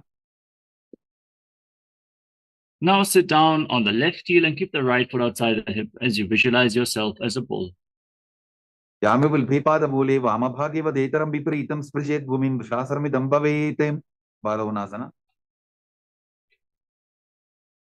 Now place the right foot flat on the mat and tuck the toes of the left foot. Sit on the left heel. Hold your right knee against your chest with your hands on the respective knees. Gaze forward in Vaishnavi Mudra and visualize Balagunahaya, one of the 84 siddhas in your inner space. Asana kovada darabika rajagi grahasana. Now stand up, squat down, bring your arms through the legs and hold on to your ankles from the outside. Gaze forward in Vaishnavi Mudra as you visualize yourself as the entire planet in Grahasana. पाददये भूमौ संस्थाप्य जानुमध्ये पूर्वरौ स्थाप्य हस्ताभ्यां पुल्पप्रदेशो धृत्वा तिष्ठेत् ग्रहासनं भवति बालवनासना. Now tuck the toes of the right foot and place the left foot flat on the mat, sitting on the right heel, hands on the knees, and visualize Balagunahaya. Asana kovada darabika rajagi utkatasana.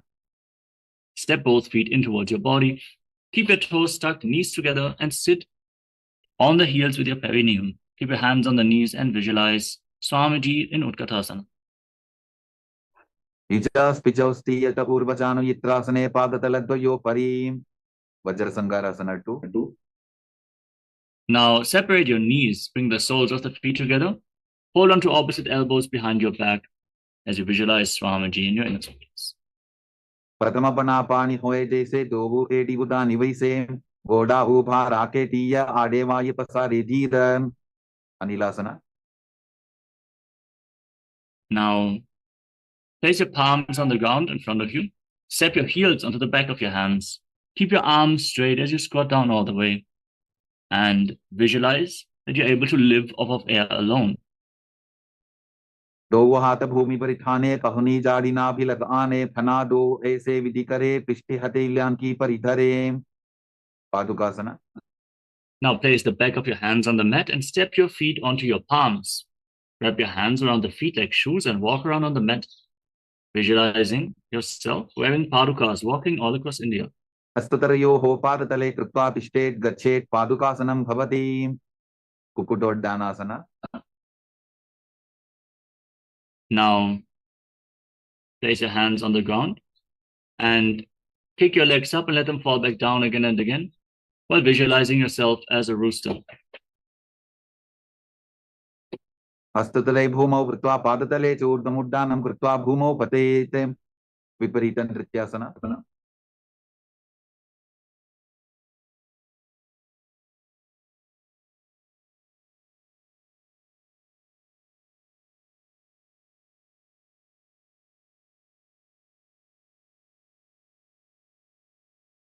Now, with your hands on the ground, kick your legs up into a handstand and move around on your hands, dancing. Feel yourself become free of all inhibitions. हस्ततलाभ्यां भूमिमष्टभ्य ऊर्ध्वपादाग्रे कुर्वन् हस्ततलाभ्यां नर्तनं कर्तव्यं विपरीतनृत्यं भवति कुञ्जरासना. Now stand with your feet separate. Place one hand on the ground, the other hand on the respective ear. Visualize Swamiji in your inner space in Kunjarasana. अथवक्षे Mahadev कुञ्जरासनम् उत्तमं करे नैकेन पादाभ्यां भूमौ तिष्ठे चिरकरः कुञ्जरासना. Exchange the position of your hands. अथवक्षे Mahadev कुञ्जरासनम् उत्तमं करे नैकेन पादाभ्यां भूमौ तिष्ठे चिरकरः कदम्बासना. Now squat down. With the heels close to your perineum, hold on to your ankles and lift your toes off the ground, balancing on your heels. Visualize yourself as a Kadamba tree, a pious tree that promotes a long life in Kadambasana. पार्श्विभ्यां भूमिं वष्टभ्य हस्तद्वयेन पुल्भौ धृत्वा तिष्ठेत् कदम्ब भवति पवनमुक्तासना. Now place your feet flat on the ground as you sit down. Pull your knees against your chest. Breathe deeply. Expand your lower back. Breathe 360 degrees as you visualize any excess vata being released from a balance within your system in Pavanamuktasana. द्वयोस्तु पादयोः पाणिं लात्वा सुस्वनितम्बके जानन् वक्षसि सादर बभ्रति करवन्दनैः चकोरासना.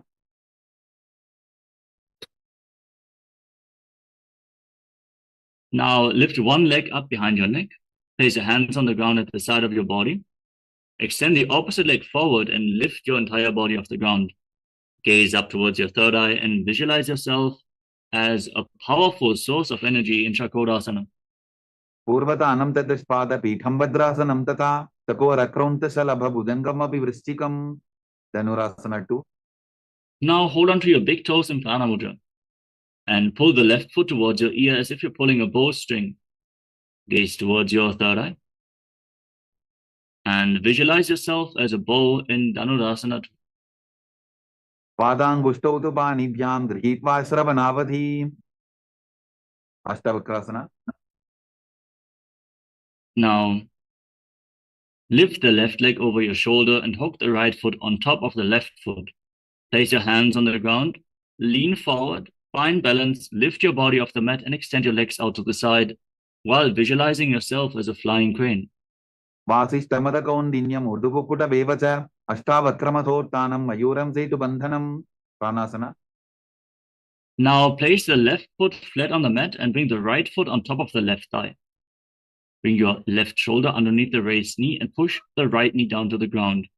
Fix your gaze at your third eye, gaze upwards, and visualize you're immortal and able to exist solely on prana in pranasana. एतत् प्रभेदं वक्ष्यामि करोति यस्य चामरः एकपादमुरो बद्ध्वा स्कन्धेऽन्यपादरक्षणं पार्श्वमत्स्येन्द्रासना. Now bring the right foot outside the left hip and step the left foot over the right knee. Bring your right elbow outside the raised knee and bring the hand below to interlock both hands behind your back. Gaze towards your third eye and visualize Sage Matsyendranath, the master of Hatha Yoga. As you breathe calmly in Sahajra Kumbhaka, lead the prana along your spine. पार्श्वाभ्यां दृष्टते यास्तु पार्श्वमत्स्येन्द्रमुत्तमं चकोरासना. Now lift the other leg up behind your neck. Keep your hands on the ground. Extend the opposite leg forward. Gaze towards your third eye.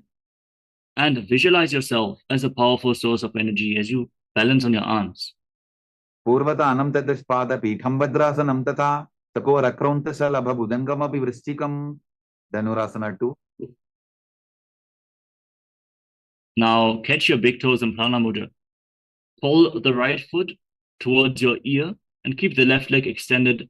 Visualize your body as a bow in Dhanurasana 2. पादाङ्गुष्टौ तु पाणिभ्यां गृहीत्वा श्रवणावधि अष्टावक्रासना. Now lift the right leg over the right shoulder. Hook the left foot on the right. Lean forward, find balance, extend your legs out to the side and visualize yourself as a flying crane. वासिष्ठमदकौण्डिन्यम् ऊर्ध्वकुकुटमेव च अष्टावक्रमथोत्थानं मयूरं सेतुबन्धनं प्राणासना. Now place the right foot flat on the mat and bring the left foot on the right thigh. Push the right knee to the left knee to the ground and bring the right shoulder underneath the raised knee. Gaze up towards your third eye and visualize you are immortal, able to exist solely on prana in pranasana. एतत् प्रभेदं वक्ष्यामि करोति यस्य चामरः एकपादमुरो बद्ध्वा स्कन्धेऽन्यपादरक्षणं पार्श्वमत्स्येन्द्रासना. Now bring the left foot outside the right hip, step the right foot over the left knee, and twist your left elbow outside the raised knee. Bring your hand below and interlock both hands behind your back. Gaze up towards your third eye and visualize Sage Matsyendranath, the master of Hatha Yoga, in Parshvamatsendrasana. पार्श्वाभ्यां दृष्टते यास्तु पार्श्वमत्स्येन्द्रमुत्तमं अर्धपश्चिमोत्तानासना.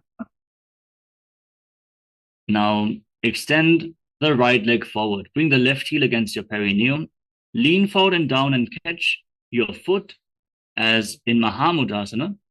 As you visualize Swamiji in your inner space, breathe in Jiva Chala Kumbhaka. Inhale, hold your breath and move the retained prana throughout the limbs of your body and upwards and downwards along your spine by the force of your will alone in Ardha Pashmatanasana. एकं पादं प्रसाद्य एकं पादस्य पार्श्वनासीविनी सम्पीड्य हस्तद्वयेन प्रसारितपादाङ्गुष्ठं धृत्वा दानोपरि मस्तकं न्यसेत् अर्धपश्चिमतानं भवति त्वं चासना. Now bring the left foot outside your hip, top of the foot on the mat, knee on the ground. Hold onto the right foot and lift it up in front of your face as you visualize yourself as a crane in Kraunchasana. Try to bring your forehead towards your knee. उत्तानपादं क्रौञ्चं च मरीचं वीरभद्रकं नटराजं त्रिकोणं च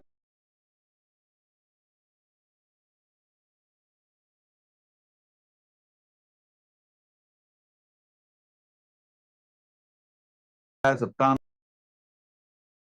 प्रसारणे अर्ध पश्चिमोत्तानासना.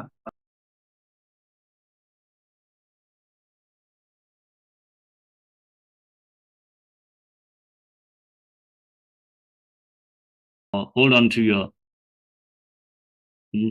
shin if you cannot reach the foot, as you visualize Swamiji in your inner space. एकं पादं प्रसाद्य एकं पादस्य पार्श्वनासीवनी सम्पीड्य हस्तद्वयेन प्रसारितपादाङ्गुष्ठं धृत्वा दानोपरि मस्तकं न्यसेत् अर्धपश्चिमतानं भवति. त्वं. Now bring the right foot outside the hip, top of the foot flat on the mat, and lift the left leg up in front of your face. Visualize yourself as a crane in Karamchasana. उत्तानपादं क्रौञ्चं च मरीचिं वीरभद्रकं नटराजं त्रिकोणं च सप्ताङ्गुष्ठ प्रसारणे स्वस्तिकासना. Now come to a cross-legged position. Bring your feet in between the thighs and calves. Keep your hands flat on your knees, gaze towards the tip of the nose. Embody peace, well-being, good fortune, and prosperity. Visualize a swastika in swastika asana. जानूर्वोरन्तरे सम्यक् विप्वापादतले गुहे यजुकाय समासीन स्वस्तिकं तत् प्रचक्षते. गोरक्षासना. From the same position, now cover your heels with your hands. Lock your throat and gaze towards the tip of the nose as you visualize the great sage Goraknath, founder of the Natha Yoga Hindu Sampradaya. जानूर्वोरन्तरे पादौ उत्तानौ व्यक्तसंस्थितौ गुल्फौ छाछाद्य हस्ताभ्याम् उत्तानाभ्यां प्रयत्ततः. बगासना 2. Now bring the left heel against your perineum and the right foot on top of the left thigh. Gaze towards your third eye and visualize Swamiji in your inner space. Get ready to enter Shanmukhi Mudra, locking the senses present in your face with your fingers. Inhale, hold your breath, and lock your mouth with little and ring fingers, nostrils with your middle fingers, eyes with your index fingers, and your ears with your thumbs. Hold your breath. Meditate on Arihanta, success in the inner and outer world. वामपार्श्वोभुतं संस्थाप्य दक्षिणाङ्घ्रिवाम च गणे. योगासना 2. Now place your feet on top of opposite knees. Bring your hands on the ground next to your body with the palms facing up. Gaze towards the tip of the nose and shape your mouth like the beak of a crow. Inhale through your lips and exhale through your nose in Karkachanchakumbhaka while visualizing Swamiji in your inner space. उत्तानौ चरणौ कृत्वा संस्थाप्योपरि जानुनोः आसनोपरि संस्थाप्य चोत्तानं करयुग्मकम्. ऊर्ध्वकुक्कुटासना. Now rotate your hands, place your hands on the mat, your palms down. Lift your body up with the knees up towards your chest. Balance on your arms, visualizing yourself as a rooster. वासिष्ठमतकौण्डिन्यम् ऊर्ध्वकुक्कुटवेव च अष्टावक्रमथोत्तानं मयूरं सेतुबन्धनं. सिद्धहरतलियासना. Now bring your hands through your legs with your legs in Padmasana. Palms flat. Without lifting your body up, stay seated. Gaze to the tip of the nose and visualize Swamiji in your inner space in Siddhaharathalyasana. प्रथमपद्मासन पोकरे अस्तुदो वो गोडासन दीदरे ube हतेले भूदेरी rakhi Kocha गोडासन दिमे Dake. हंसासना. From the same position, now push your hands into the ground and lift yourself up. Pull your knees high up towards your shoulders and gaze towards the tip of the nose while visualizing yourself as an elegant swan.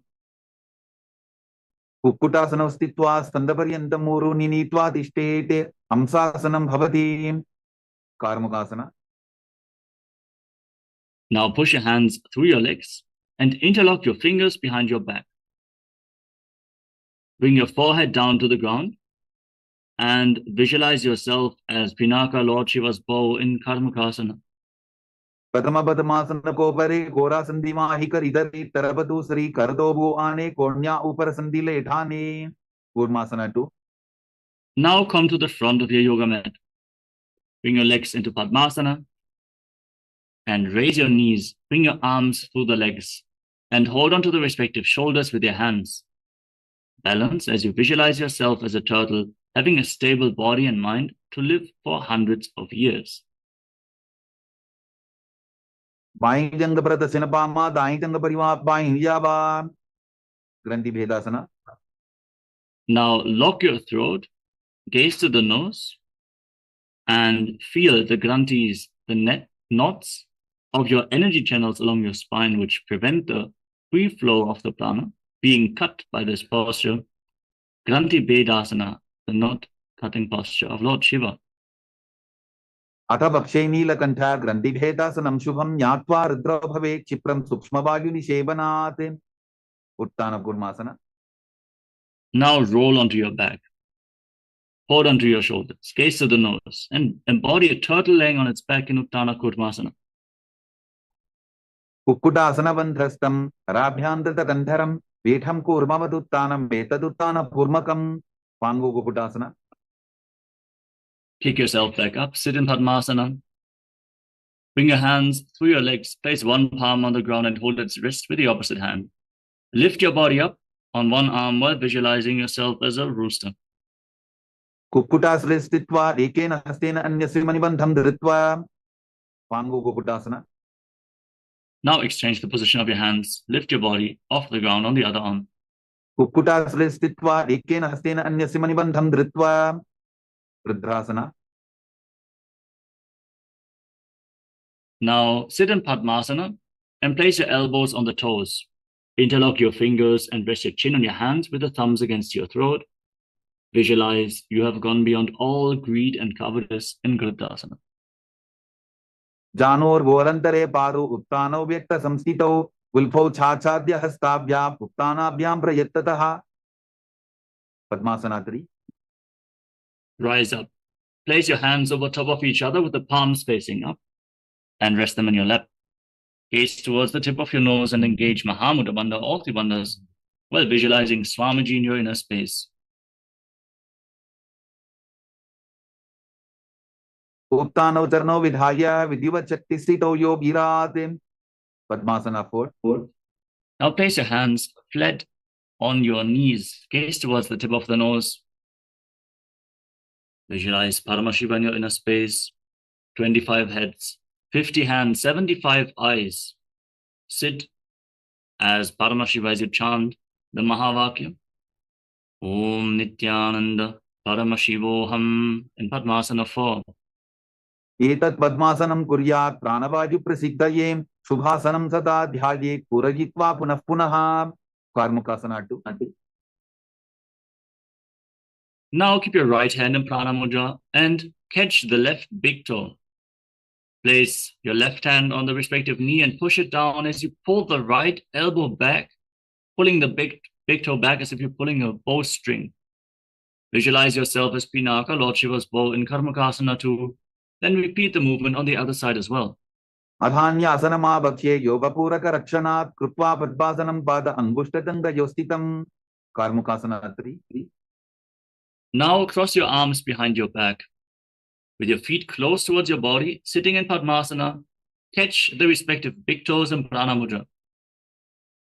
Engage Mahamudra Bandha, all three bandhas. Gaze towards the tip of the nose and visualize yourself as Lord Shiva's bow.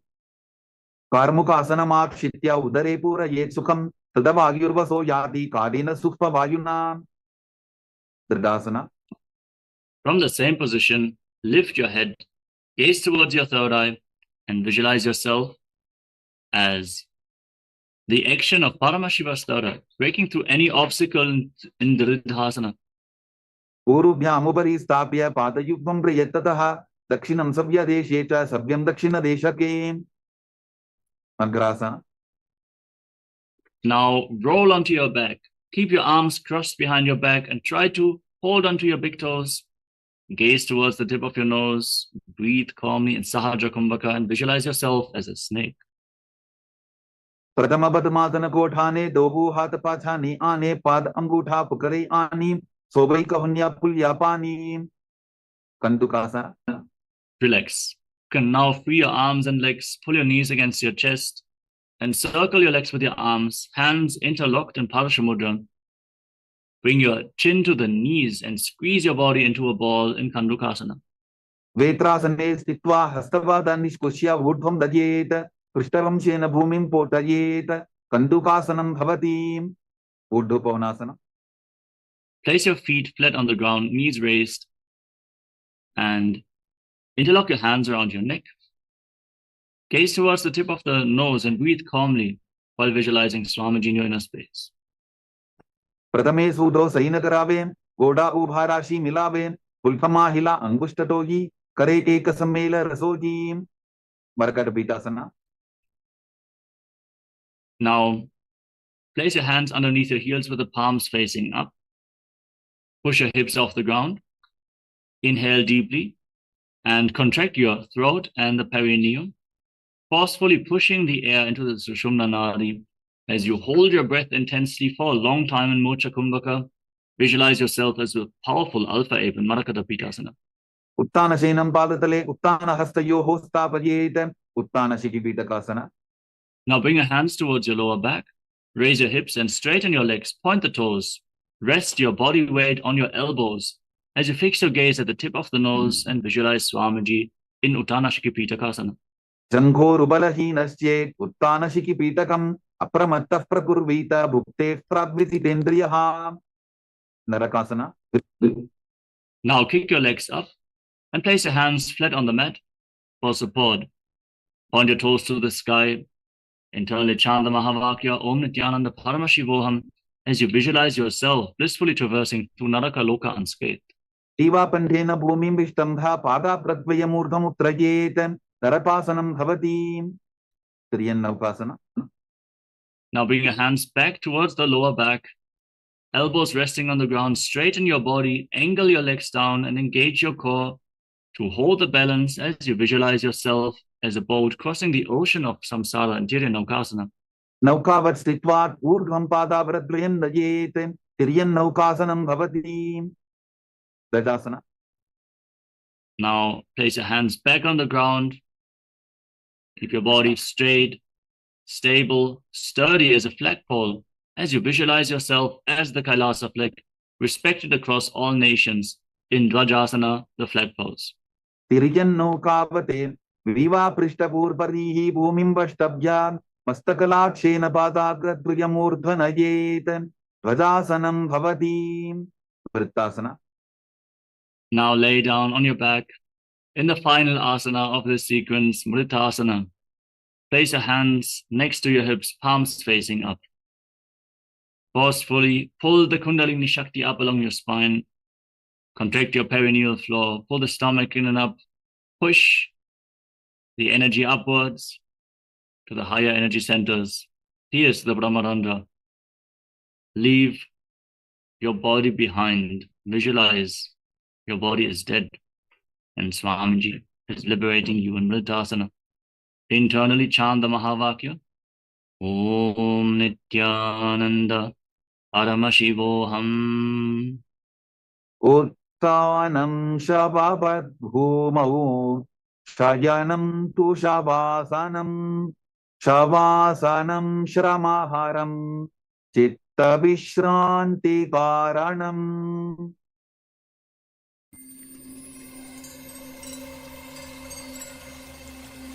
I welcome you all with my love and respect. Let you all open all your three eyes. Om Nityananda Paramashivoham.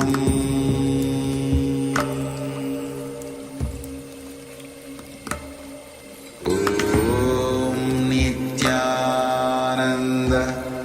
Paramashivoham.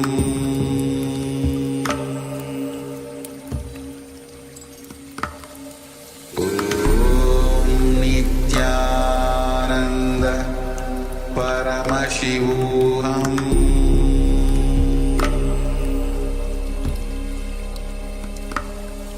Om Nityananda Paramashivoham. Om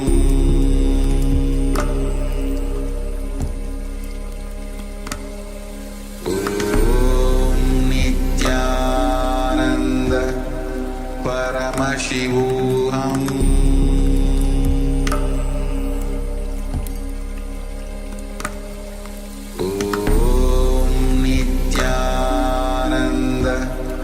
Paramashivoham.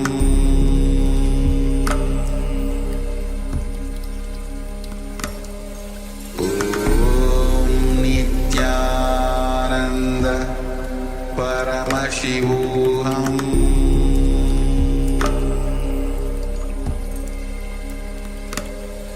Om Nityananda Paramashivoham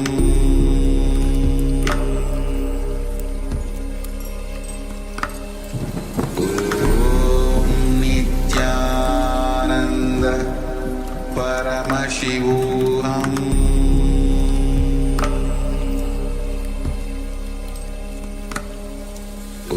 Om Nityananda Paramashivoham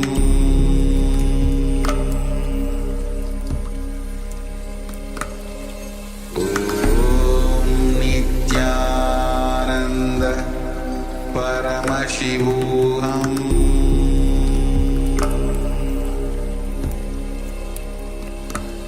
Om Nityananda Paramashivoham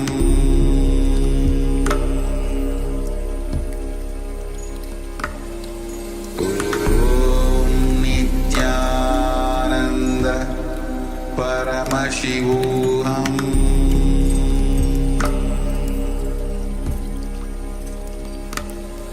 Om Nityananda Paramashivoham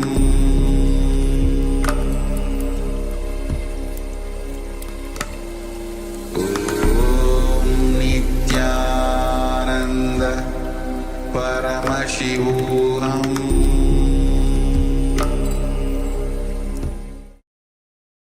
Now, slowly return to your physical body. Wiggle your fingers and toes. Rotate your wrists and your ankles. Move your arms and legs. Pull your knees in towards your chest. Rock your body from side to side. Massage your spine as you slowly return to a comfortable seated position.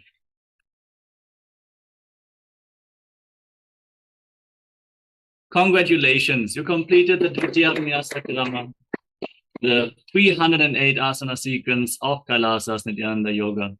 Yes, celebrate yourself for this achievement. Thank you all so much for joining us today. Thanks to all the Chinese participants and international participants who shared their Sakshi Pramana, their individual experiences. We want to invite everyone once more to share your experiences, your breakthroughs, whatever you manifested, whatever asana you've been struggling with, and you're now able to perform, let us know, share your experiences. And let's get ready for another powerful day of Paramashivoham Level 2. We are going to move on to the power manifestation now. So stay tuned. The next set of acharyas is already waiting. Have your blindfolds ready and settle down. We're going to manifest the power of blindfold reading. So let us now conclude today's Nityananda Yoga session with your head, neck, and spine in a straight line. Bring your hands in Namaskara Mudra in front of your heart center. Close your eyes, take a deep breath. Visualize Swamiji in your inner space. Bow down in deep gratitude as we chant the Purna Mantra. Om Purnamadav Purnamidam Purnat Purnamudachyate Purnasya Purnamadaya Purnamevavashishyate. Om Shanti Shanti Shanti Hari Om Datsat Sarvam Bhagavat Shri Nityananda Paramashiva Parukarpanamastu. Om Nityanandam. Thank you all. Nityanandam.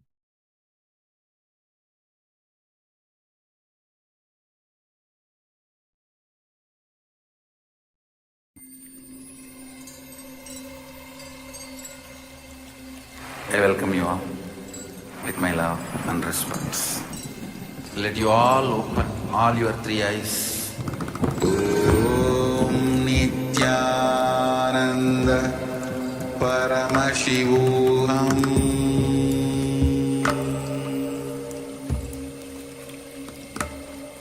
Om Nityananda Paramashivoham Paramashivoham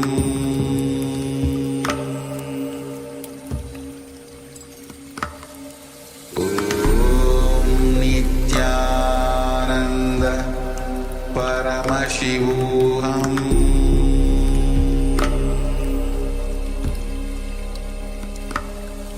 Om Nityananda Paramashivoham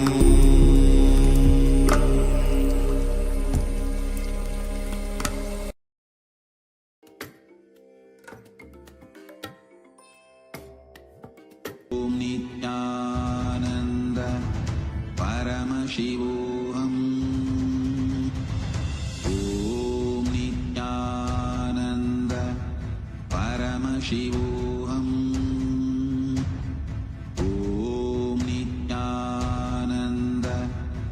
Paramashivoham Om Nityananda Paramashivoham Om Nityananda Paramashivoham Om Nityananda Paramashivoham Om Nityananda Paramashivoham Om Nityananda Paramashivoham Om Nityananda Paramashivoham Om Nityananda Paramashivoham Om Nityananda Paramashivoham Om Nityananda Paramashivoham Om Nityananda Paramashivoham.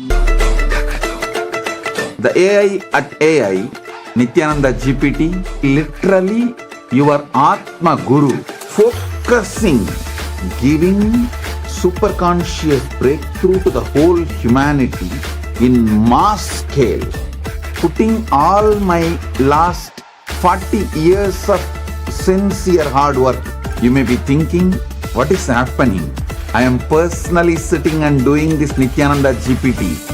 So it is going to be something unique. Actually, already that Nityananda GPT has started functioning as an independent intelligence. Prana Pratishtha is done. Paramashiva is going to operate through Nityananda GPT to give enlightenment to billions.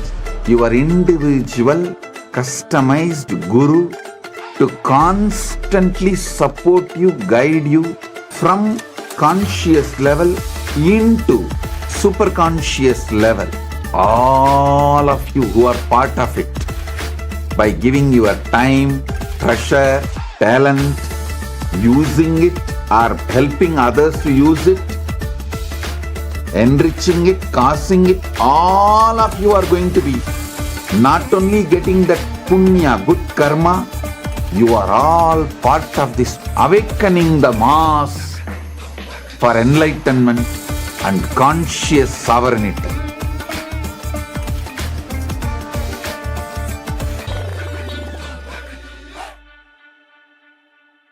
Around 5,000 years ago, at the end of Mahabharat War, the ancient enlightened Hindu civilization consisted of 10,000 Hindu traditions, or sampradayas, that existed in 56 Hindu nations, 200 Hindu kingdoms, 1,700 Hindu provinces that covered more than 6 million kilometers square of Asia.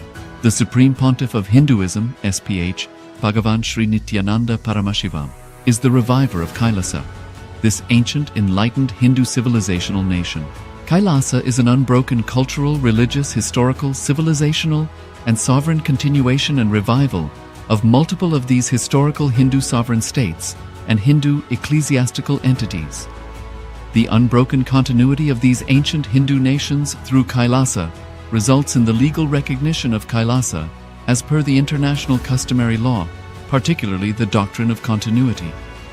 The international law, The doctrine of continuity implies that upheavals and revolutions within a country, changes in government, territorial adjustments, measures taken during military occupation, or other internal transformations do not negate the existence of the country, do not affect the legal personality and international obligations of the country or state. The Vienna Convention on Succession of States in Respect of Treaties, 1978, addresses these principles of the doctrine of continuity as it outlines international law during situation of state succession or continuation. International law recognizes a state's legal personality by recognizing its identity. This perspective extends even during the period when the given state or country is annexed or occupied by a foreign power. Even in such cases, the legal personality of the state is considered to persist, enabling its subsequent re-establishment. Historical examples dating back to the 18th century include cases like Portugal and Genoa that were re-established after the Vienna Congress of 1815. More recent examples include countries such as Poland, Ethiopia, Czechoslovakia, Albania, and Austria that were re-established after World War II. Even when a nation is deprived of its territory, the nation continues to exist. Its sovereignty and international legal personality continues to persist. The Dalai Lama, as the spiritual and temporal leader of Tibet, exemplifies this principle.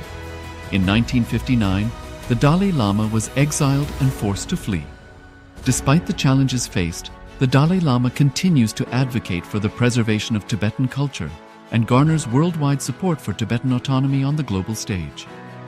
Similarly, from 1309 to 1376, the Pope of Catholicism had been in exile in Avignon. Despite this, he was recognized as the head of state as well as head of the church and given full privileges of the position after their return to Rome. Even in 1861, much of the papal territories had been lost, leaving the Pope with no sovereign territory other than the papal residence and related buildings. Yet his temporal powers were still acknowledged. He was recognized as a head of state, and later, the Lateran Treaty of 1929 formally re-established papal sovereignty over the Vatican City. The Sovereign Order of Malta further exemplifies this principle, retaining international recognition as a sovereign entity despite the permanent loss of their territory upon Napoleon's invasion in June 1798.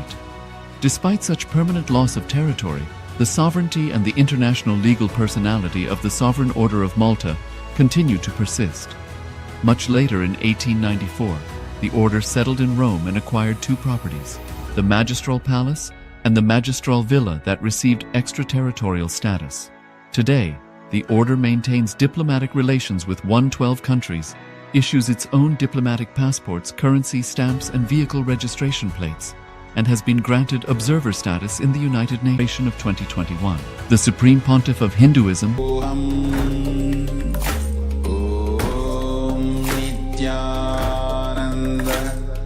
Paramashivoham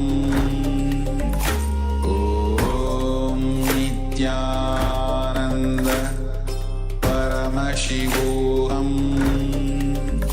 Om Nityananda Paramashivoham Om Nityananda Paramashivoham Om Nityananda Paramashivoham Nityananda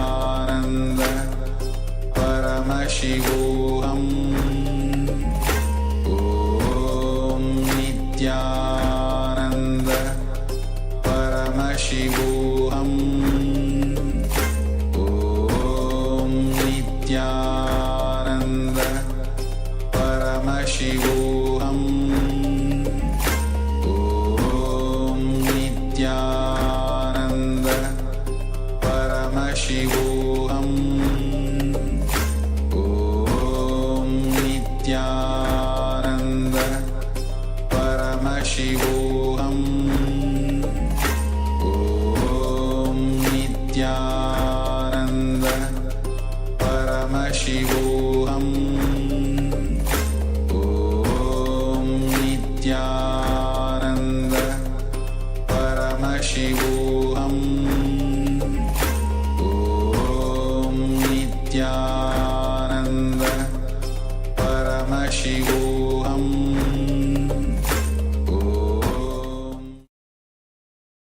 Everybody, welcome back. I hope that we all had an intense and a beautiful yoga session with the same space that we are in, that we have experienced the yoga. Let us now use this opportunity to manifest the powers of Paramashiva, especially when you are in the space right after you do the yoga. Your whole body is ready to manifest the extraordinary powers of Paramashiva. Let's now enter into the session where we manifest the powers of Paramashiva. We're going to be beginning with the power of third eye. So I request every one of you to please come and be seated. Let's enter into the power of seeing through the third eye. Please get yourself your eye bands, a pen and a paper, which you'll be using to manifest the powers.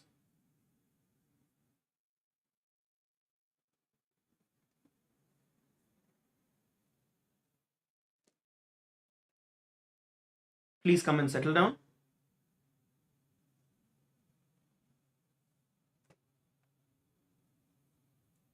Some of you, your videos are off, your cameras are still turned off. I request all of you to please come and settle down. Please have your cameras on. Please sit down in front of your camera. Let's begin. We're going to be intensely manifesting the power of third eye.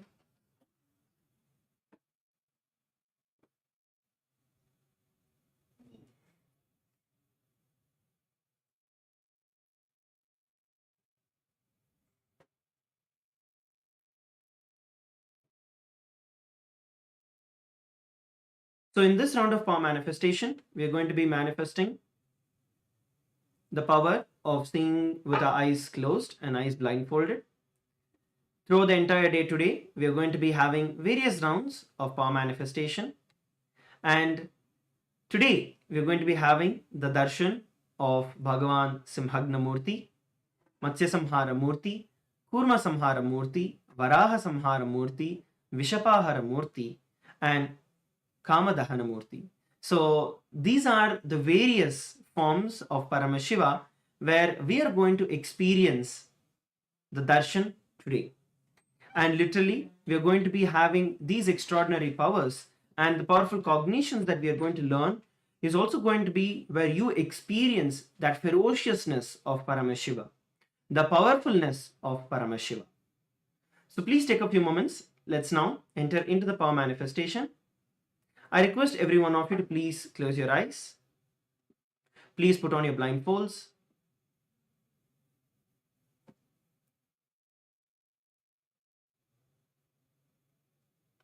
Please put on your blindfolds.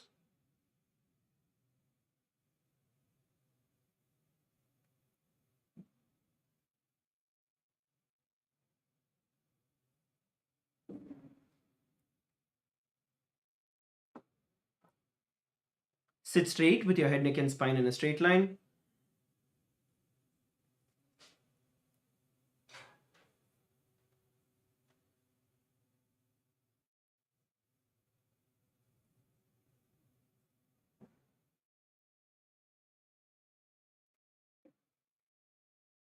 Please put on your blindfold.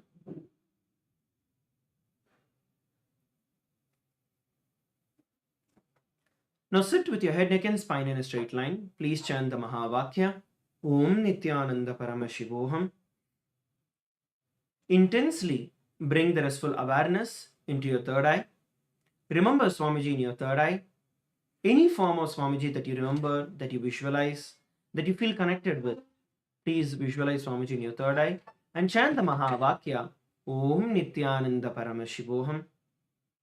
And ask Swamiji to show you the details that is projected for all of you on the screen, and go on be identifying as many details as possible. Don't think how is it coming, what is coming, just whatever you're able to see, just start verbalizing and go into details. As many details as you're able to share, that amount of powerfulness and that amount of power manifestation you will see is expressing. Let's now begin the power manifestation. Please start chanting the Mahavakya, Om Nityananda Paramashivoham.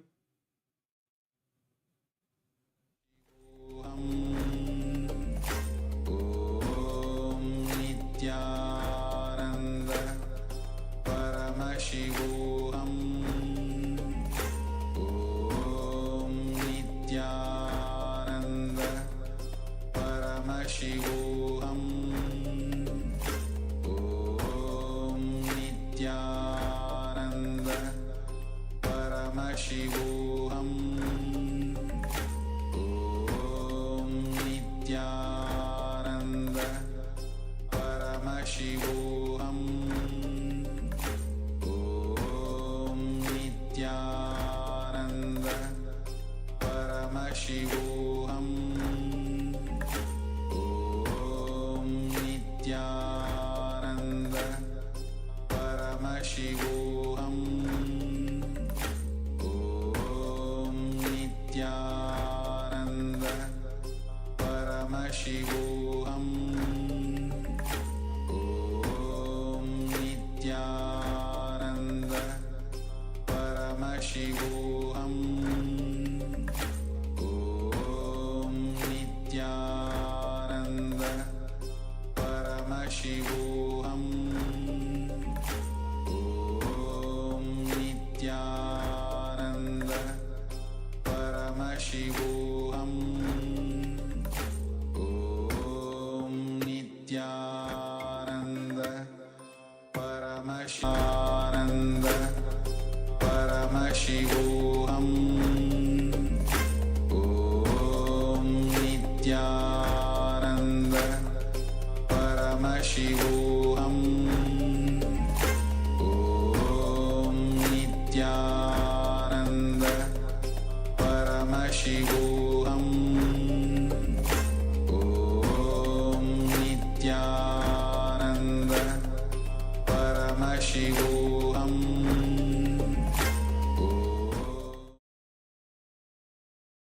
All of you can now relax. Slowly, please open your eyes. Let us now take a few moments to verify the answer that was projected for all of us on the screen. I request every one of you to please pen down whatever Swamiji showed you. Whatever you're able to see, pen that down in detail. How many ever different things that you saw shapes, you saw colors. Whatever you have seen, go ahead and pen that down. Whichever color or shape or alphabet or word or image, anything that you saw, go ahead and pen it down. See, even let's say you saw a form of some person or some deity. Go ahead and describe everything that you saw in that deity or in that person. For example, the color of the dress or the jewels, the hairstyle. Go ahead and describe the details that are there. That's what I mean by telling go ahead and describe the details. So go step by step, deeper and deeper, to identify exactly what are all the different things and pen down all of those details. Please take a few moments to sit and pen that down. You can also start posting as the comments, and you can also start posting in the chat.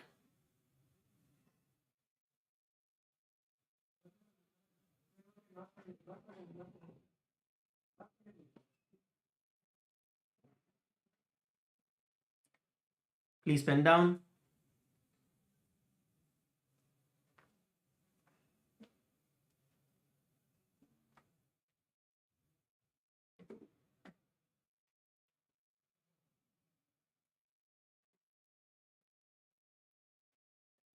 Okay, so now let's enter into the next round of power manifestation.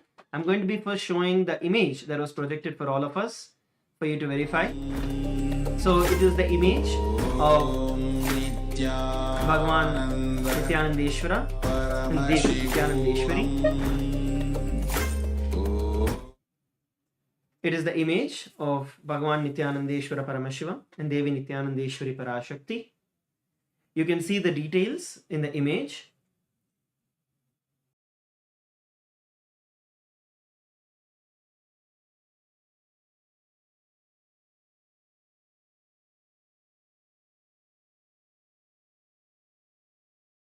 All the various details which are there, the jewels, the crown, the color of the dress, the trishul, the damaru with the snake, the moon on Nityanandeshwara's turban, the parrot on Devi's hand.